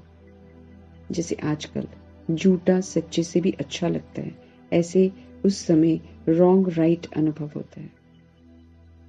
जो रॉन्ग होता है ना वही राइट अनुभव होता है, क्योंकि झूठखंड में देखो झूठा सच्चा होता है। सोना भी ऐसे दिखाते हैं जैसे सोना है ना, नहीं सोने की जगह अगर कुछ और लगाते, ये जो तांबा और नहीं, तांबा नहीं, पीतल और पता नहीं कैसे आर्टिफिशियल जो आजकल चीजें दिखाई देती है ना, आर्टिफिशियल ज्वेलरी जो होती है, वो सच्ची ज्वेलरी से कहीं ज्यादा वो सच दिखाती है कि सच्ची है, और होती वो झूठी है ना। हमें तो पहचान नहीं होती है, आराम से वो मिसगाइड कर देते हैं। तो बाप दादा वो बोल रहे हैं ये जो झूठ खंड है यहाँ पे जो झूठी चीजें हैं वो सच्ची लगती हैं। उनकी बनावट ऐसी होती है कि वो सच्चे से भी अच्छी लगती हैं। सच का सोना उतना अच्छा नहीं लगेगा जितना वो झूठ का सोना ज्यादा ब्राइट लगता है और चमकदार और ओरिजिनल लगता है झूठ खंड में, है ना। तो बाप दादा ये बोल रहे हैं कि जैसे आजकल झूठा जो होता है वो सच्चे से भी अच्छा लगता है, ऐसे ही उस समय रॉन्ग जब होएगा उसको माया राइट अनुभव कराती है और फिर उल्टा काम कराती है। इसलिए तो कई बीके फेल हो जाते हैं ना, कई बीके अभी शादी कर लेंगे। ये जो रॉन्ग को ना राइट अनुभव कराएगी। कई वो जो गंधर्वी विवाह लेकर बात करेंगे, बड़ी चालें अभी चलेंगी। अभी माया जो है ना, माया दिमाग घुमाने वाली है आत्माओं का बहुत जबरदस्त तरीके से। वो कहेंगे हम गंधर्वी विवाह कर लेते हैं, और वो गंधर्वी विवाह नहीं होएगा, वो फिर विकार का रूप लेगा। शक्ति थोड़ी है अब, तब तो ब्रह्मा बाप थे, भगवान डायरेक्ट आ रहे थे, तब शक्ति थी तो एक दो किसी किसी का हुआ था, एक दो का, रमेश भाई का और एक दो अर्चनी का हुआ था। ये थोड़ी कि धूम मचा दो। लेकिन अभी जो दौर चल रहा है इसमें तो बना रखे हैं ना उन लोगों ने ग्रुप, एक बीके वाला एक ग्रुप बना रखा है जिसमें आमंत्रित करते हैं गंधर्वी विवाह के लिए। तो ये तो अभी रॉन्ग को फिर बच्चे जो पढ़ रहे होंगे ना वो रॉन्ग को राइट अनुभव करेंगे। ठीक है हम गंधर्वी विवाह कर लेते, इसमें हम सेफ हो जाएंगे, लेकिन उसके बाद विकार उत्पन्न होंगे। आपको शक्ति कहाँ है? तो अभी माया की चाल बड़ी चलनी है, फंसेंगे इसमें बड़े सारे लोग। तो जैसे आजकल झूठा सच्चे से भी अच्छा लगता है, ऐसे उस समय जब माया वार करती है तो रॉन्ग ही राइट अनुभव होता है, और वो रॉन्ग बात झूठा सहारा उसको पक्का करने के लिए, वह झूठ को सच्चा साबित करने के लिए, जैसे कोई भी कमजोर स्थान होता है तो उसको मजबूत करने के लिए पिलर्स लगाए जाते हैं। तो माया भी कमजोर संकल्प को मजबूत बनाने के लिए बहुत रॉयल पिलर्स लगाती है। पिलर चाहिए ना सपोर्ट के लिए, ख्यालात तो ले आती है कि ये कर ले ख्याल लाएगी, लेकिन वो ख्याल कायम रहे और बंदा उसके वशीभूत होकर वो कर्मा कर ले, उसके लिए पिलर्स भी लगा देती है कमजोरियों के।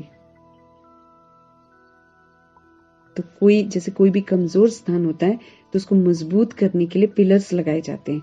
तो माया भी क्या करती है, कमजोर संकल्प जो होते हैं ना उनको मजबूत बनाती है, समर्थ संकल्प बुलवा देती है, शक्तिशाली सकारात्मक संकल्पों को बुला देती है। कमजोर जो संकल्प है ना उसको मजबूत बनाने में मदद करती है। उसको बनाने के लिए फिर बड़े रॉयल पिलर्स लगाती है। क्या पिलर लगाती है? माया यही संकल्प देती है कि ऐसा तो होता ही है, कोई बड़ी बात नहीं है, गंधर्वी विवाह होता है बाबा ने शुरू में कराया था, हाँ ऐसे ऐसे सोच देगी, शुरू में हुआ था, कोई बात नहीं, अभी भी हो रहा है, सेफ रहेंगे हम इसमें। तो ऐसा तो होता ही है, कई बड़े बड़े भी ऐसे ही करते हैं, बड़ों ने भी तो किया था ना उस समय। वो एग्जाम्पल देंगे, वो उनका गंधर्वी विवाह हुआ था, देखो आज तक उन्होंने चलाया बड़े आराम से। हम भी करेंगे तो हम भी चला लेंगे। थॉट्स कमजोर जो थॉट को और ताकतवर बनाएगी, मजबूत बनाएगी। बाबा जानते हैं, इसलिए बता रहे हैं हम आत्मा को कि बच्चे करते क्या है, मतलब माया क्या क्या चाल चलती है, कि ऐसा तो होता ही है, कई बड़े बड़े भी ऐसे ही करते हैं, ऐसे ही चलते हैं। यह कहते अभी तो पुरुषार्थी है ना, संपूर्ण तो हुए नहीं है, तो जरूर अभी कोई ना कोई तो कमी रहेगी, आगे चल संपूर्ण बन ही जाना है, भगवान ने तो बोला है। क्योंकि पढ़ते तो है नहीं कि समय से पहले ही मुझे संपूर्ण बनना है, ये तो कोई पढ़ता नहीं है, बस एक बार कहीं से सुना है, संपूर्ण तो बन ही जाएंगे एंड में। क्योंकि बाबा ने एक दो सेंटेंस में बोला अंत में संपूर्ण, मैंने संपूर्ण बनते बनते बनते बनते बाबा ने बोला एंड में हो जाएंगे। अब ये थोड़ी कि हम संपूर्ण ही जाकर एंड में होंगे, संपूर्ण बनते बनते माना वो संपूर्णता की डिग्री कितनी गहरी होती है, वो डिग्री इतनी गहरी को पूरा करने के लिए तो मुझे निरंतर वो संपूर्ण बनने का पुरुषार्थ करना है, तब जाकर एंड में हम होते हैं। अब ये थोड़ी कि यहाँ पर मैंने कुछ किया ही नहीं और मैं जाकर एंड में संपूर्ण, ये ना बाबा वही बोलते ना, मेरे सेंटेंस को बच्चे मिस यूज करते हैं और फिर अपनी अपनी कहानियां बनाकर अपने अपने तरीके से चलते हैं। या कहते अभी तो पुरुषार्थी हैं, संपूर्ण तो हुई नहीं, तो जरूर अभी कोई ना कोई तो कमी रहेगी, आगे चल संपूर्ण बन जाएंगे। ऐसे ऐसे ये जो व्यर्थ संकल्प रूपी पिलर्स हैं, यही पिलर्स हैं। ये संकल्प व्यर्थ वेस्ट थॉट्स क्रिएट करती है ना, ये जो व्यर्थ संकल्प रूपी पिलर्स हैं, ये कमजोरी को मजबूत कर देते हैं। अगर कुछ गलत कर रहे हैं ना, तो फिर वो गलत करते ही रहते, कोई बात नहीं, दूसरे भी कर रहे हैं, हो जाएगा, आगे हो जाएगा। ये सारी क्या है, बाप दादा बोल रहे हैं, ये जो पिलर्स जिसके आधार से खड़ा करते हैं ना, वो पिलर्स ही कमजोरी के संकल्प खड़े कर रखे हैं। तो क्या होगा, गिरेंगे ही ना। ऐसे ऐसे व्यर्थ संकल्प रूपी पिलर्स कमजोरी को मजबूत कर देते हैं। तो ऐसे पिलर का आधार भगवान कहते हैं मत लेना, सावधान कर रहे हैं भगवान। समय आने पर ये आर्टिफिशियल पिलर धोखा दे देंगे। ये आर्टिफिशियल है, ये मन की अपने मन मत की उपज है। तो समय आने पर ये जितने भी आर्टिफिशियल पिलर हैं, ये धोखा दे देते हैं।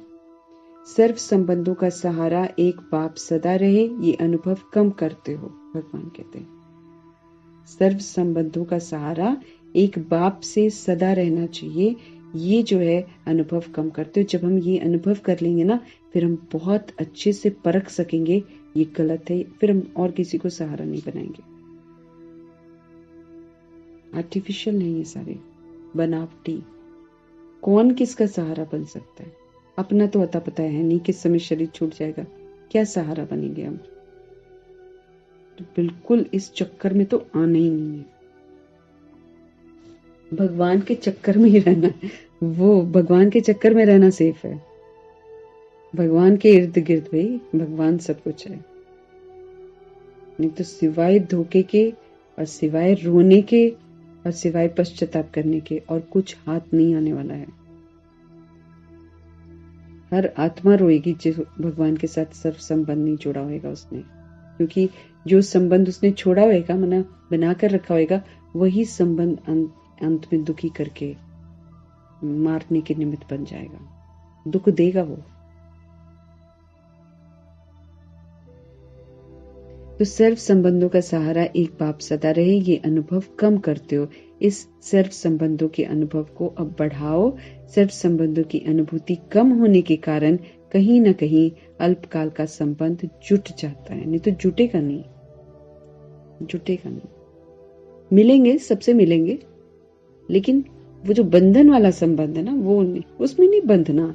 न हमें बंधना है तो न किसी और को बांधना है, क्योंकि हमें स्वतंत्र आत्मा बनना है और दूसरी आत्मा को भी स्वतंत्र बनाना है। मुझे आत्मा को भी परमात्मा से जुड़ना है, दूसरी आत्मा को भी परमात्मा से जुड़ना है, अपने से बिल्कुल नहीं जोड़ना है। और कोई जोड़ता हो तो भैया उससे तो दूर रहना है। आजकल तो जोड़ने की बड़ी प्रथा है, तो दूर रहना है एकदम ऐसी आत्माओं से।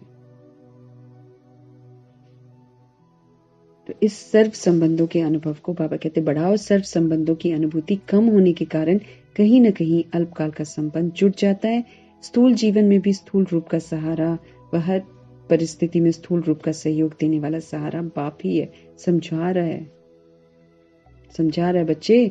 स्थूल जीवन में ये जो तुम भागते हो ना एक दूसरे की तरफ, तो स्थूल जीवन में भी स्थूल रूप का जो सहारा है वह हर परिस्थिति में जो स्थूल रूप का सहयोग देने वाला है वो सिवाय परमात्मा के और कोई है नहीं। अगर कोई आत्मा सहयोग भी देती है या कोई सहारा भी बनती है, भगवान की श्रीमत प्रमाण है तो भैया सही है, अदरवाइज तो खतरा है। भगवान दिलाता है ना सहारा, तब तो ठीक है, क्योंकि भगवान बेहतर जानते हैं।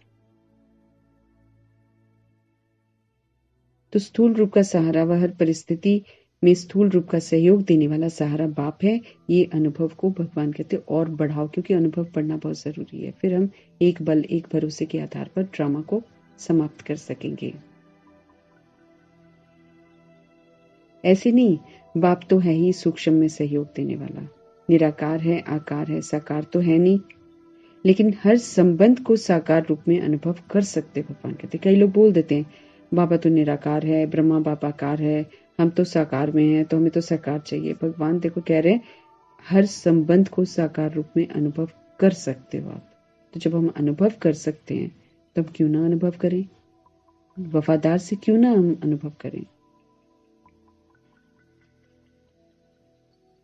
तो ऐसे नहीं कि बाप तो है ही सूक्ष्म में सहयोग देने वाला, निराकार है, आकार है, साकार तो है नहीं, लेकिन हर संबंध को साकार रूप में आप अनुभव कर सकते हो। मीठा बाबा अनुभव कराएगा। बना लो उनको सब कुछ दिल से, एकदम सजनी बना लो। मेल्स को तो सजनी बना लेना चाहिए, पता नहीं बनाते कि नहीं बनाते, लेकिन बना लेना चाहिए। गर्लफ्रेंड, बॉयफ्रेंड, सब भगवान। जितना जहां जहां बुद्धि अटकती है ना, जहां जहां जरूरत अनुभव होती है कि हाँ यहाँ मुझे बात करनी चाहिए, मैं अपने मन की बात शेयर कर लूं, वहां पर करते हैं ना, शेयर करते हैं। तो जहां जहां शेयरिंग का पार्ट है ना, वो सारा शेयरिंग वाला तो सबसे पहले बाबा को बनाओ। अपनी सारी बात भगवान से शेयर करो, आंसर भी देगा, सोल्यूशन भी देगा, सब कुछ देगा, बताएगा भी किसी को भी नहीं। हम अपनी सीक्रेट से सीक्रेट बात भगवान से कर सकते हैं, इधर उधर कभी नहीं इधर उधर करेगा, इतना वफादार है। तो ऐसे बाप को मुझे साथ रखना है ना। दूसरे को तो बताएंगे तो चार बातें लगाकर उधर इधर उधर पास कर देंगे लोग, उसमें भी पता नहीं क्या क्या ऐड कर देंगे, बुरा फंसा देते हैं। भगवान नहीं करता ऐसा।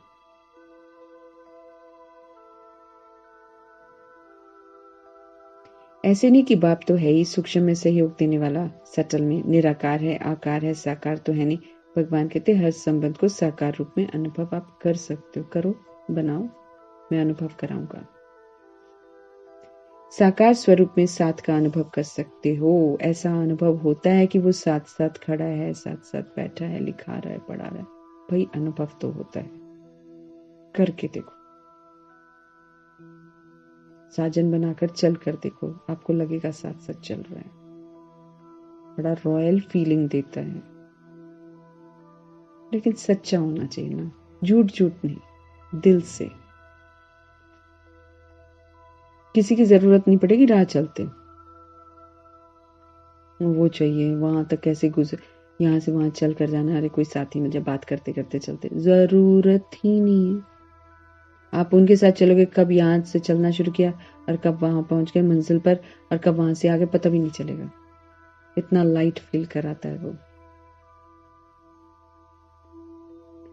साकार स्वरूप में साथ का अनुभव कर सकते हो। इस अनुभूति को गहराई से समझो और स्वयं को इसमें मजबूत करो। भगवान कहते अनुभव कर लो फटाफट, बाबा कहते, और गहराई से समझ लो, और फिर अपने आप को मजबूत बना लो, क्योंकि तूफान जबरदस्त आने हैं। एक भी देदारी साथ नहीं दे सकता है सिवाय परमात्मा के। तो मजबूत बनने की समझ दे रहा है, इशारा दे रहा है, क्योंकि मजबूती चाहिए। हिला देगी धरा बहुत बुरी तरह, तूफान बहुत भयंकर आएंगे, सूखा भी पड़ेगा, खाने को भी नहीं मिलेगा, साधन भी काम नहीं करेंगे, हा ही हूँ चिल्लाना, चीखा चीखी, खून की नदियां, दिस दैट, वो मारना, मजबूती चाहिए। तैयार करने के लिए मुझे समय दिया है ना उसने, दुनिया बसाने के लिए समय थोड़ी दिया है कि तुम बैठकर यहाँ दुनिया सब बसाओ, तुम सेंटर बसाओ, ऐसे थोड़ी है। तैयारी करने का समय दे रहा मुझे।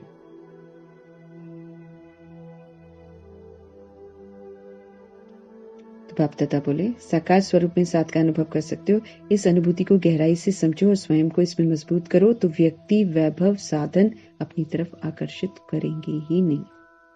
कुछ नहीं चाहिए। और मीठे बाबा की याद में रहेंगे ना, और प्रकृति की सेवा करी होगी, तो न गर्मी लगेगी न ठंड लगेगी, ये तो तय है। लेकिन अगर सेवा नहीं करी होगी और अगर श्रीमत पर नहीं चले होंगे, प्रकृति को भी खुश नहीं किया होगा, उसको जीता नहीं होगा, तंग कर देगी बुरी तरह। तो हर बात को गहराई से समझो और स्वयं को इसमें मजबूत करो, तो व्यक्ति, वैभव व साधन अपनी तरफ बिल्कुल अट्रैक्ट नहीं करेंगे। साधनों को निमित्त मात्र कार्य में लाना व साक्षी हो सेवा प्रति कार्य में लगाना, ऐसी अनुभूति को अब बढ़ाओ। एज ए इंस्ट्रूमेंटल, सिर्फ एज एन इंस्ट्रूमेंट हम फैसिलिटी को यूज कर रहे हैं, ठीक है यूज कर रहे हैं, साक्षी होकर सेवा प्रति लगा रहे हैं, अटैचमेंट कोई नहीं है। कल को ये होगा नहीं होगा इस पर डिपेंडेंट भी नहीं है। आज है, यूज किया, खत्म। इस विधि से यूज करना है।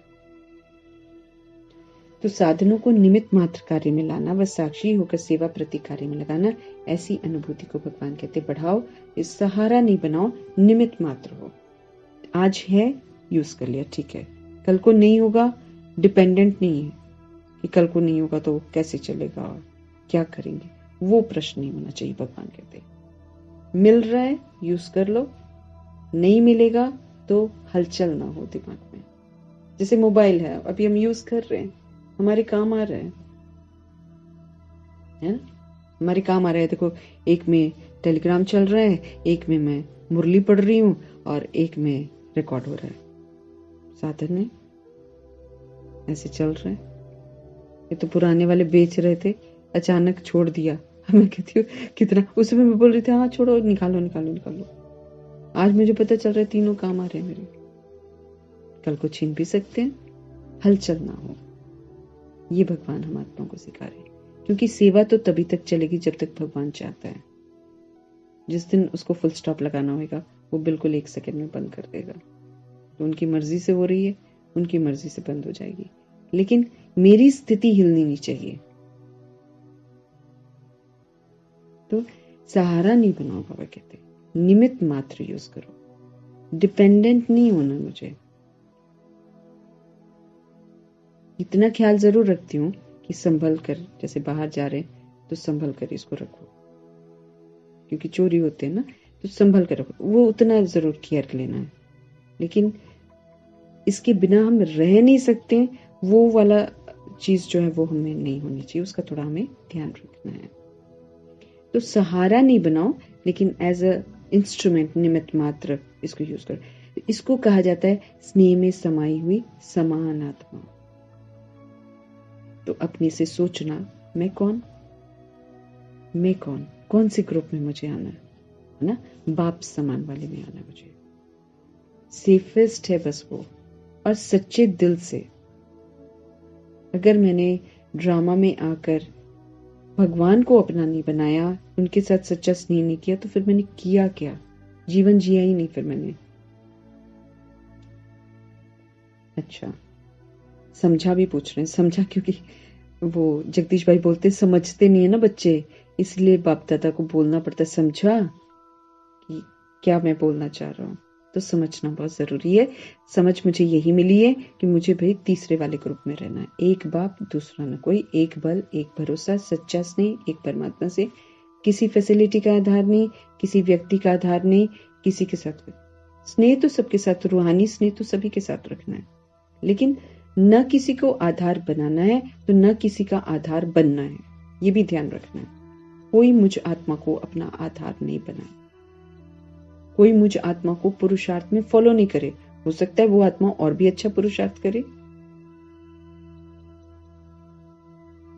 हम तो अपने अपने लेवल पर कर रहे हैं ना, हम तो परफेक्शन की तरफ जा रहे हैं। तो परफेक्शन की तरफ जा रहे तो जरूरी थोड़ी है कि हम कोई बहुत सही चल रहे हैं जो कि हम किसी को दूसरे को बोले भाई तुम मेरे पर डिपेंडेंट करो, जैसे मैं कर रही हूँ वैसे करो। नहीं, बिल्कुल नहीं। कोई भी आत्मा मिरेकुलस तरीके से आगे निकल सकती है। तो हर आत्मा अपनी अपनी जर्नी पर चले। हाँ, हम पढ़ाई एक साथ मिलकर कर सकते हैं। उसमें अगर मुझे कुछ समझ में आ गया तो हम शेयर कर सकते हैं, आपको कुछ समझ में आया तो आप शेयर कर सकते हो। ये चीज हम कर सकते हैं। लेकिन बाकी आधार बनाए कि उसको लेकर चलेंगे या उसके साथ चले, वो नहीं करना चाहिए, क्योंकि उसमें धोखा है। मीठा परमात्मा हमेशा हर जगह रहना चाहिए। तो ना हमें फंसना है, ना हमें किसी को फंसाना है। सदा स्नेह में समाये हुए। अब सुन लीजिए भगवान जी किससे बात करते हैं। तो यहाँ ये जो इस पैराग्राफ में जो पॉइंट्स हैं वो मुझ में होने चाहिए, इस बात पर मुझे ध्यान देना है। सदा स्नेह में समाये हुए समान आत्माओं को, सदा एक बाप से सर्व संबंध का अनुभव करने वाली आत्माओं को, सदा एक बाप को आधार मूर्त सच्चा सहारा अनुभव करने वाली आत्माओं को, सदा सर्व प्राप्ति रचता बाप द्वारा अनुभव करने वाली आत्माओं को, सदा सहज स्वतः एक बल एक भरोसा अनुभव करने वाली सच्ची स्नेही आत्माओं को बाप दादा का याद प्यार और नमस्ते। सच्चा स्नेही होना है। सच्चा स्नेही कौन होगा? जो सदा बाप के स्नेह में समाया हुआ होगा, माना बाप समान होगा। फिर सारे संबंध जो है एक भगवान से एक्सपीरियंस कर रहा होगा। फिर सदा सारा आधार मतलब बेस जो है वो भगवान को बनाता है। सच्चा सहारा भगवान को अनुभव करता है। सारी प्राप्तियां रचता से ही करता है और अनुभव बाप द्वारा ही सब कुछ अनुभव करता है। ऐसी आत्माएं जो हैं वो एक बल एक भरोसे पर चलती हैं। ये होते हैं सच्चे स्नेही बच्चे। ऐसे सच्चे स्नेही आत्माओं को बाप दादा याद प्यार नमस्ते कहते हैं। तो मुझे इस कैटेगरी में आना है, ये बुद्धि में रखना है और रोज चेक करना है कि मैं ऐसा करती हूँ कहाँ कहाँ मैंने सूक्ष्म सहारे बनाए। आउट एकदम निकाल दो उसको एक धक से। देर नहीं करनी है। अब देर किया तो फिर फेल हो जाएंगे। फिर हम वैसे ही कम समय है ना, तो जो करना है फटाफट करना है। दादियों से मुलाकात। सदा समाये हुए हैं या याद करने की मेहनत करनी पड़ती है। पूछ रहे हैं दादियों से, सिवाय एक बाप के और कोई दिखाई नहीं देता। जब कहानियां सुनते हो तो हंसी आती है ना। कहानी जब तक चलती है तब तक समझ में नहीं आती, और जब कहानी समाप्त होती है तो सोचते हैं ये क्या हुआ, मैं थी या कोई और था। ऐसे भी सोचते हैं क्योंकि उस समय परवश होते हैं। माना कहानी इन द सेंस कि जो भी सुनाते ना कि मेहनत कर रहे हैं, याद की क्यों कर रहे हैं, क्या प्रॉब्लम हुई, वो सब सुनाते हैं तो फिर खुद ही सोचते हैं कि हम कितने परवश हैं कि भगवान को याद नहीं कर पाते हैं। तो परवश को अपना होश नहीं होता है। जब अपना होश आता है फिर आगे बढ़ने का जोश भी आता है। अच्छा, संगठन बढ़ता जा रहा है और बढ़ता ही रहेगा, और आप निमित्त आत्माएं ये सब खेल देखकर हर्षित होते रहते, क्योंकि वो तो पार हो गए ना। तो जो आत्माएं वैसा खेल खेलती होंगी ना, आधा इधर आधा उधर, मेहनत करती हैं याद में, तो उनको देखकर बाप दादा भी उनसे पूछ रहे हैं कि आप लोग भी खेल देखकर हर्षित होते रहते होगे। सभी चल रहे हैं, कोई चल रहा है कोई उड़ रहा है, और आप लोग क्या करते हो, उड़ते उड़ते साथ में औरों को भी उड़ा रहे हो। दादियों की तो फितरत ही थी, आगे बढ़ना है और दूसरों को बढ़ाते जाना है, क्योंकि रहम दिल बाप के रहम दिल आत्माएं बन गए हो तो रहम आता है ना। घृणा नहीं आती है लेकिन रहम आता है कि ये नहीं कर रहा वो नहीं कर रहा। पहले होता है ना, कोई नहीं करता तो नफरत सी आती है, लेकिन दादियां घृणा नहीं करती हैं, रहम करती हैं, और ये रहम ही दिल के प्यार का काम करता है। दिल से प्यार होता है ना। अच्छा, जो भी चल रहा है अच्छे से अच्छा चल रहा है, अथक बनकर सेवा कर रहे हैं ना, बिना थके हुए सेवा करते रहना है। निमित्त आत्माओं के अथकपन को देख सब में उमंग आता है। जब दादियां करती हैं बिना थके तो फिर दूसरे लोगों में भी उमंग उत्साह आता है आगे बढ़ने का। अव्यक्त बाप दादा की पर्सनल मुलाकात। साधारणता को समाप्त कर विशेषता के संस्कार नेचुरल और नेचर बनाओ। अब भगवान हमें ऑर्डिनरी रूप में नहीं देखना चाहता। साधारण आए, साधारण जी रहे हैं, फिर शरीर छोड़ दिया, ऑर्डिनरी लाइफ, कुछ नहीं करा। तो भगवान कहते हैं अब ये साधारणता जो है इसको समाप्त कर विशेषता के जो संस्कार हैं उसको नेचुरल और नेचर बनाओ। विशेषता के संस्कार कौन से? सतोगुणी और सत्युगी संस्कार जो है वो हमारे विशेषता के संस्कार हैं। उस दिव्यता को धारण करने की समझ दे रहे हैं परमात्मा। तो अपने को सदा संगम युग के रूहानी मौजों में रहने वाले अनुभव करते हो कि हम रूहानी मौजों में रहते हैं, संगम युग में भगवान के साथ हैं। तो रूहानी मौज है। मौजों में रहते हो व कभी मौज में कभी मूंझते भी हो, या सदा मौज में रहते हो, पूछ रहे हैं भगवान। क्योंकि भगवान तो चाहते हैं कि हम मौज में रहें, तो कहीं कंफ्यूज तो नहीं हो जाते हैं, पूछ रहे हैं। क्या हाल चाल है? कभी कोई ऐसी परिस्थिति आ जाए व ऐसी कोई परीक्षा आ जाए तो क्या कंफ्यूज होते हो थोड़े टाइम के लिए कि हाय अब क्या करें? और उस थोड़े टाइम में अगर आपका काल आ जाए तो फिर क्या होएगा? अगर उसी समय शरीर छोड़ना पड़े तो भगवान कहते फिर क्या हुआ? क्या करोगे फिर? अकाले मृत्यु का तो समय है ना। कभी भी किसी की मृत्यु हो सकती है। काले मृत्यु का तो समय है ना। तो थोड़ा समय भी अगर मौज के बजाय अगर आप मूंझ जाओगे और उसी समय आपकी अंतिम घड़ी हो जाए तो अंतमति सुगति क्या होगी फिर? जो मूंझ किया, कंफ्यूज हो गए, तो फिर क्या गति सदगति होगी? इसलिए सुनते रहते हो ना, सदा एवर रेडी।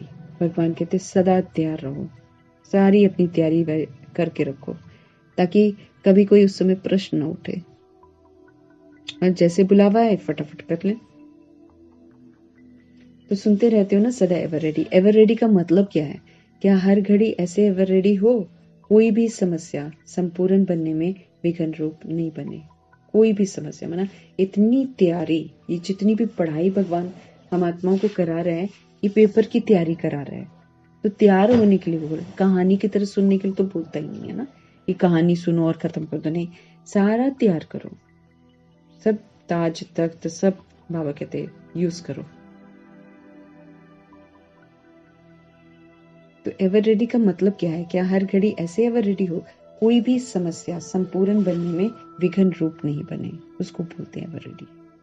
समस्याएं तो आएंगी, लेकिन संपूर्णता की डिग्री में कोई विघ्न ना पड़े। अंत अच्छी तो भविष्य आदि भी अच्छा होता है। अंत में संपूर्ण बनेंगे, माना अंत में नष्ट मोह स्मृति स्वरूप बनना है ना मुझे। स्मृति होनी चाहिए आत्मा परमात्मा, और कोई भी अटैचमेंट नहीं। ये अंतिम स्वरूप है मेरा। तो इसमें बनने में कोई भी विघ्न रूप ना बने, कोई भी समस्या ना आन पड़े, ऐसा मुझे बनना है। तब कहेंगे एवर रेडी। तो समस्या संपूर्ण बनने में विघ्न रूप नहीं बने, अंत अच्छी तो फिर भविष्य आदि भी अच्छा होता है। तो एवर रेडी का पाठ इसलिए पढ़ाया जा रहा है। ऐसे नहीं सोचो कि थोड़ा समय होता है, लेकिन थोड़ा समय भी, एक सेकंड भी आपको धोखा दे सकता है। माना कोई भी कमी कमजोरी मेरे में नहीं होनी चाहिए। भगवान कहते अगर थोड़ी भी रहेगी ना, तो वो एक सेकंड की कमी भी आपको धोखा दे देगी।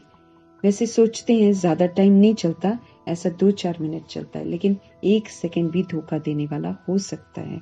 तो मिनट की तो बात ही नहीं है, सोचो, क्योंकि सबसे वैल्यूएबल आत्माएं हो, अमूल्य हो। बाबा कहते ये मिनट मिनट की तो बात छोड़ दो, सेकंड के पेपर होने हैं। और फिर हम भगवान के बच्चे हैं, इसलिए हमारी वैल्यू बढ़ जाती है। तो हम वैल्यूएबल आत्माएं हैं, हम अमूल्य आत्मा है, भगवान के हम बच्चे हैं, भगवान के कार्य के निमित्त हम बच्चे हैं। तो फिर वैल्यूएबल जो चीजें हैं, कि वैल्यूएबल आत्मा हो, अमूल्य आत्मा हो, ये निरंतर मेरी स्मृति में होना चाहिए। अमूल्य आत्माओं का कोई दुनिया वालों से मूल्य कर ही नहीं सकते। जो भगवान के बच्चे हैं, उनका दुनिया वाले बच्चों के साथ कोई कंपैरिजन है ही नहीं है, कोई मूल्य नहीं है। जो ऑर्डिनरी लाइफ जी रहे हैं ना, बॉडी कॉन्शियसनेस, उनके साथ तो भगवान के बच्चों की कोई तुलना नहीं है। दुनिया वाले तो आप सबको साधारण समझेंगे, अगर कोई देखेगा तो साधारण समझेंगे, लेकिन आप साधारण नहीं हो, विशेष आत्माएं हो। विशेष आत्मा का अर्थ ही है जो भी कर्म करे, जो भी संकल्प करें, जो भी बोल बोले, वो हर बोल और हर संकल्प विशेष होना चाहिए, साधारण नहीं होना चाहिए, श्रीमत के प्रमाण होना चाहिए। समय भी साधारण रीति से हमारा नहीं जाना चाहिए, न संकल्प, न बोल, न कर्म, न समय, माना न श्वास, सब महत्वपूर्ण है, क्योंकि हम वैल्यूएबल जन्म है, ये अनमोल जन्म है, जिसके एक एक पल को बड़ा सफल करना है। तो हर संकल्प विशेष साधारण नहीं है, समय भी साधारण रीति से ना जाए, हर सेकंड और हर संकल्प विशेष होना चाहिए। इसको कहा जाता है विशेष आत्मा। हर सेकंड, हर संकल्प विशेष, इसको कहा जाता है विशेष आत्मा। तो विशेष करते करते फिर बाबा कहते साधारण नहीं हो जाए, ये चेक भी करते रहना। मायावी वायुमंडल है ना, बाबा कहते ऐसा ना हो कि विशेष करते जाओ और कब न जाने साधारण हो गए। तो ये भी चेक करना है कि साधारणता नहीं आनी चाहिए।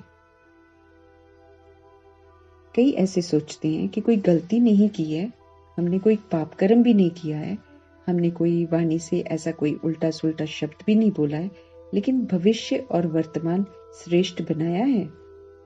बाबा पूछ रहे हैं। बच्चे तो बड़े आराम से बाबा को बोल देते होंगे ना कि हमने कोई गलती नहीं करी, फिर कहते हैं हमने तो पाप कर्म नहीं किया, हमने तो वाणी से किसी को उल्टा भी नहीं बोला, उल्टा सुल्टा शब्द नहीं बोला। लेकिन बाप दादा बोलते हैं आप ये बताओ कि आपने अपने भविष्य को और वर्तमान को श्रेष्ठ बनाया। हमने क्या नहीं किया, हमने ये नहीं किया, हमने वो नहीं किया, वो नहीं, वो तो चलो नहीं किया अलग बात है, लेकिन भगवान तो ये देखना चाह रहे हैं कि तुमने प्रेजेंट को और अपने फ्यूचर को कितना ऊंचा बनाया है। तो पूछ रहे हैं कि आपने वो बनाया, बुरा नहीं किया, ठीक है, अच्छी बात है, लेकिन अच्छा किया। सिर्फ ये नहीं चेक करो कि हमने बुरा नहीं किया, लेकिन बुरे की जगह पर अच्छे से अच्छा किया या फिर साधारण ही चला गया समय। तो ऐसी साधारणता नहीं होनी चाहिए, श्रेष्ठता होनी चाहिए। नुकसान नहीं हुआ, ठीक है, लेकिन जमा किया, उस पर ध्यान देना है, क्योंकि जमा का समय तो अभी है ना। तो अभी का जमा किया हुआ भविष्य अनेक जन्म आप खाते रहेंगे।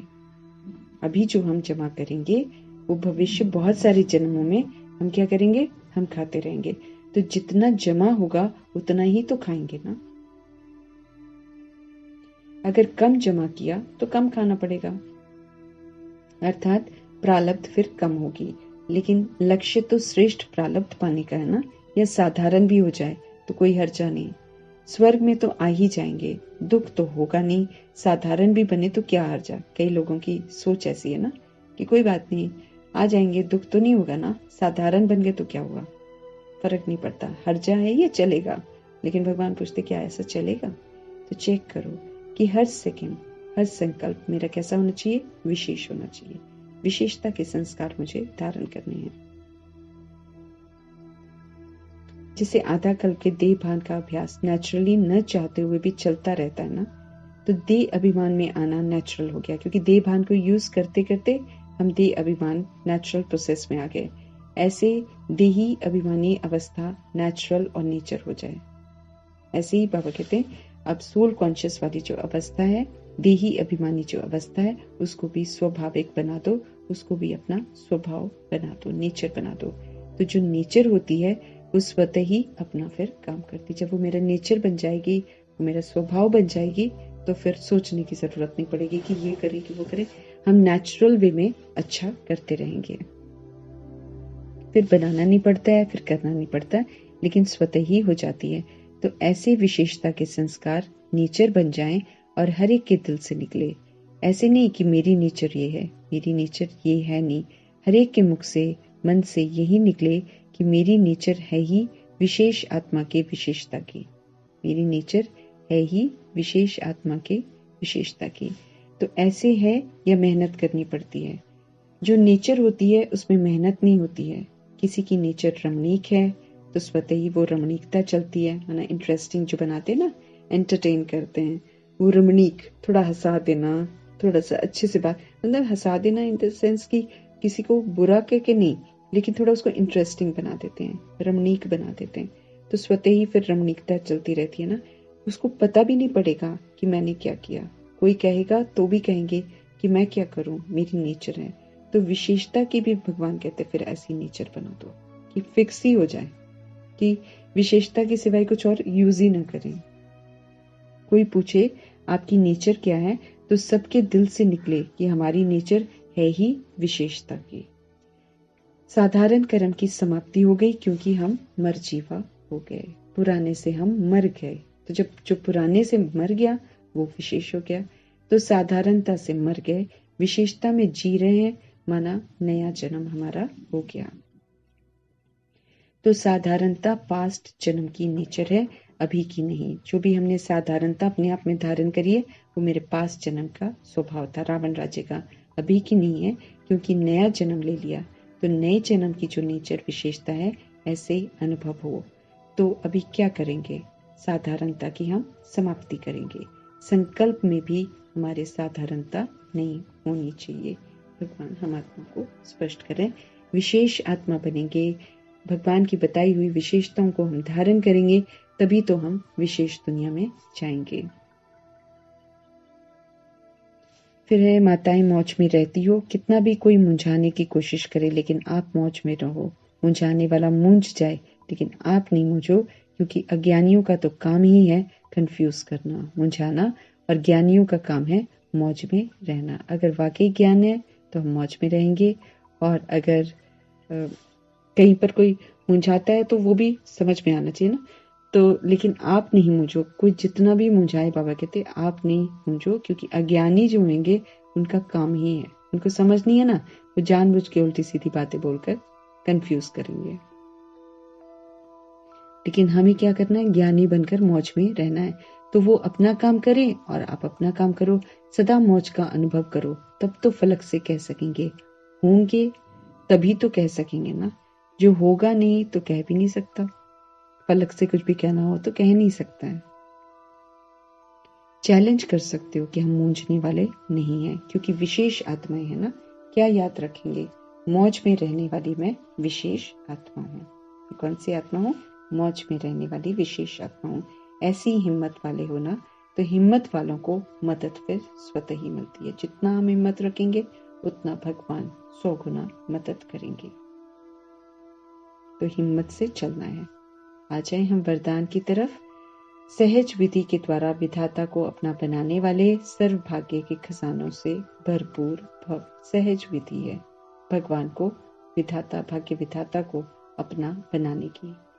फिर जब हम अपना बनाते हैं तो फिर सर्व भाग्य के खजानों से भरपूर हो जाते हैं। भाग्य विधाता है ना, हम आत्माओं का भाग्य बनाने की विधि बताने वाले बाबा।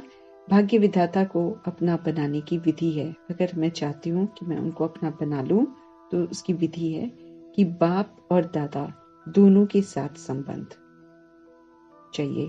कई बच्चे कहते हैं हमारा तो डायरेक्ट निराकार से कनेक्शन है, साकार ने भी तो निराकार से पाया ना, तो हम भी उनसे सब कुछ पा लेंगे।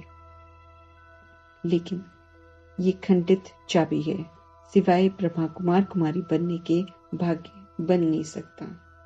साकार के बिना सर्व भाग्य के भंडारे का मालिक बन नहीं सकते, क्योंकि भाग्य विधाता भाग्य बांटते ही हैं ब्रह्मा के द्वारा। अब कई लोग नेग्लेक्ट करना चाहते हैं ना, देह का अभिमान है, वो फिर कबूल नहीं करने देता। तो बाप दादा बोल रहे हैं कि भाग्य विधाता को, यानी कि जो भाग्य बनाने वाले परमात्मा हैं, अगर हम उनको अपना बनाना चाहते हैं तो उसके बनाने की विधि है कि बाप और दादा दोनों के साथ संबंध, बाप और दादा दोनों के साथ मेरा संबंध होना चाहिए। कई बच्चे कहते हैं हमारा तो डायरेक्ट निराकार से कनेक्शन है, साकार ने भी तो निराकार से ही पाया, हम ये उनसे सब कुछ पालेंगे। कई लोग ऐसा सोचते हैं कि हम डायरेक्ट शिव बाबा से पालेंगे। लेकिन शिव बाबा क्या बोलते हैं कि ये खंडित चाबी है, सिवाय ब्रह्मा कुमार कुमारी बनने के भाग्य तो बन नहीं सकता, क्योंकि ब्रह्मचर्य में तो रहना पड़ेगा, यानी कि पुरानेपन से तो मुझे मरना पड़ेगा। साकार के बिना सर्व भाग्य के भंडारे का मालिक बन नहीं सकते हैं।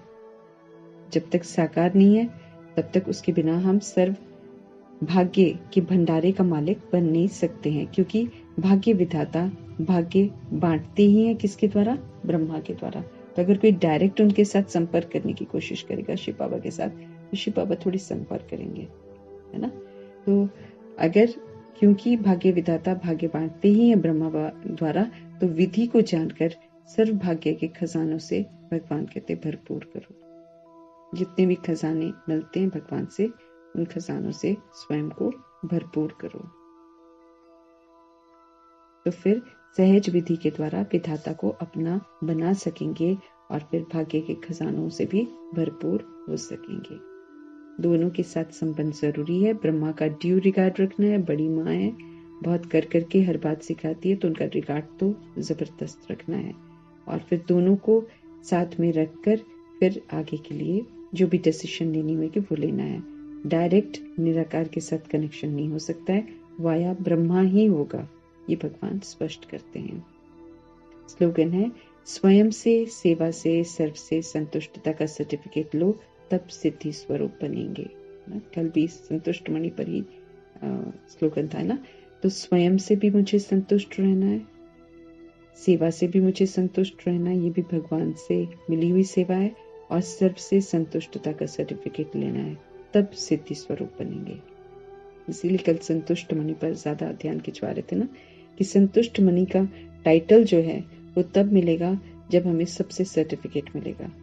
तो स्वयं से, सेवा से, सर्व से संतुष्टता का सर्टिफिकेट लो, लेना है। भगवान कहते लेना पड़ेगा, तब सिद्धि स्वरूप कहलाएंगे, तब परफेक्ट सोल होगी, माना कोई भी खामी नहीं रह जाएगी फिर। क्योंकि जब तक हम किसी के साथ असंतुष्ट हैं, तब तक मेरे अंदर रावणपना है। अगर मैं सबके साथ संतुष्ट हो जाऊंगी तो फिर वो रावणपना समझो समाप्त है। तो स्वयं से, सेवा से, सर्व से मुझे संतुष्टता का सर्टिफिकेट तो लेना ही है। कोई कैसा भी बिहेव करे, मुझे संतुष्ट रहना है, ये भगवान ने मुझे समझ दी है।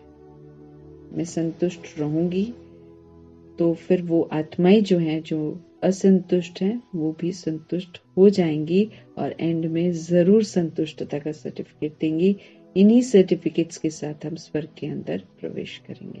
हमारी प्रवेशता के लिए बहुत सारे सर्टिफिकेट्स चाहिए, मेडल्स चाहिए, डिग्री पास विद ऑनर की चाहिए। तो सचखंड में जाने के लिए मुझे सब कुछ कलेक्ट करके रखना है, जमा करके रखना है। ये स्थूल रूप नहीं होता, ये सूक्ष्म रूप होता है। जो मैं करती जाऊंगी तो वतन में वो जमा होता चला जा रहा है। बैंक वहीं पर है, हमारा इंश्योरेंस कंपनी वहां पर है, हमारी रोजगार कंपनी सब वहीं पर है। तो जो भी हम यहाँ पर करते हैं वो सारा जमा होता है। तो कंटेंटमेंट ना, संतुष्टता, ये मुझे विजयी रतन बना देगी।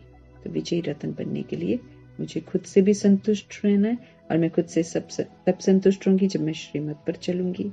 मुझे सेवा जो भी भगवान देते हैं, मुझे उससे संतुष्ट रहना है। ये नहीं बोलना है कि हम नहीं करेंगे, वो नहीं करेंगे, बिल्कुल संतुष्ट रहना है।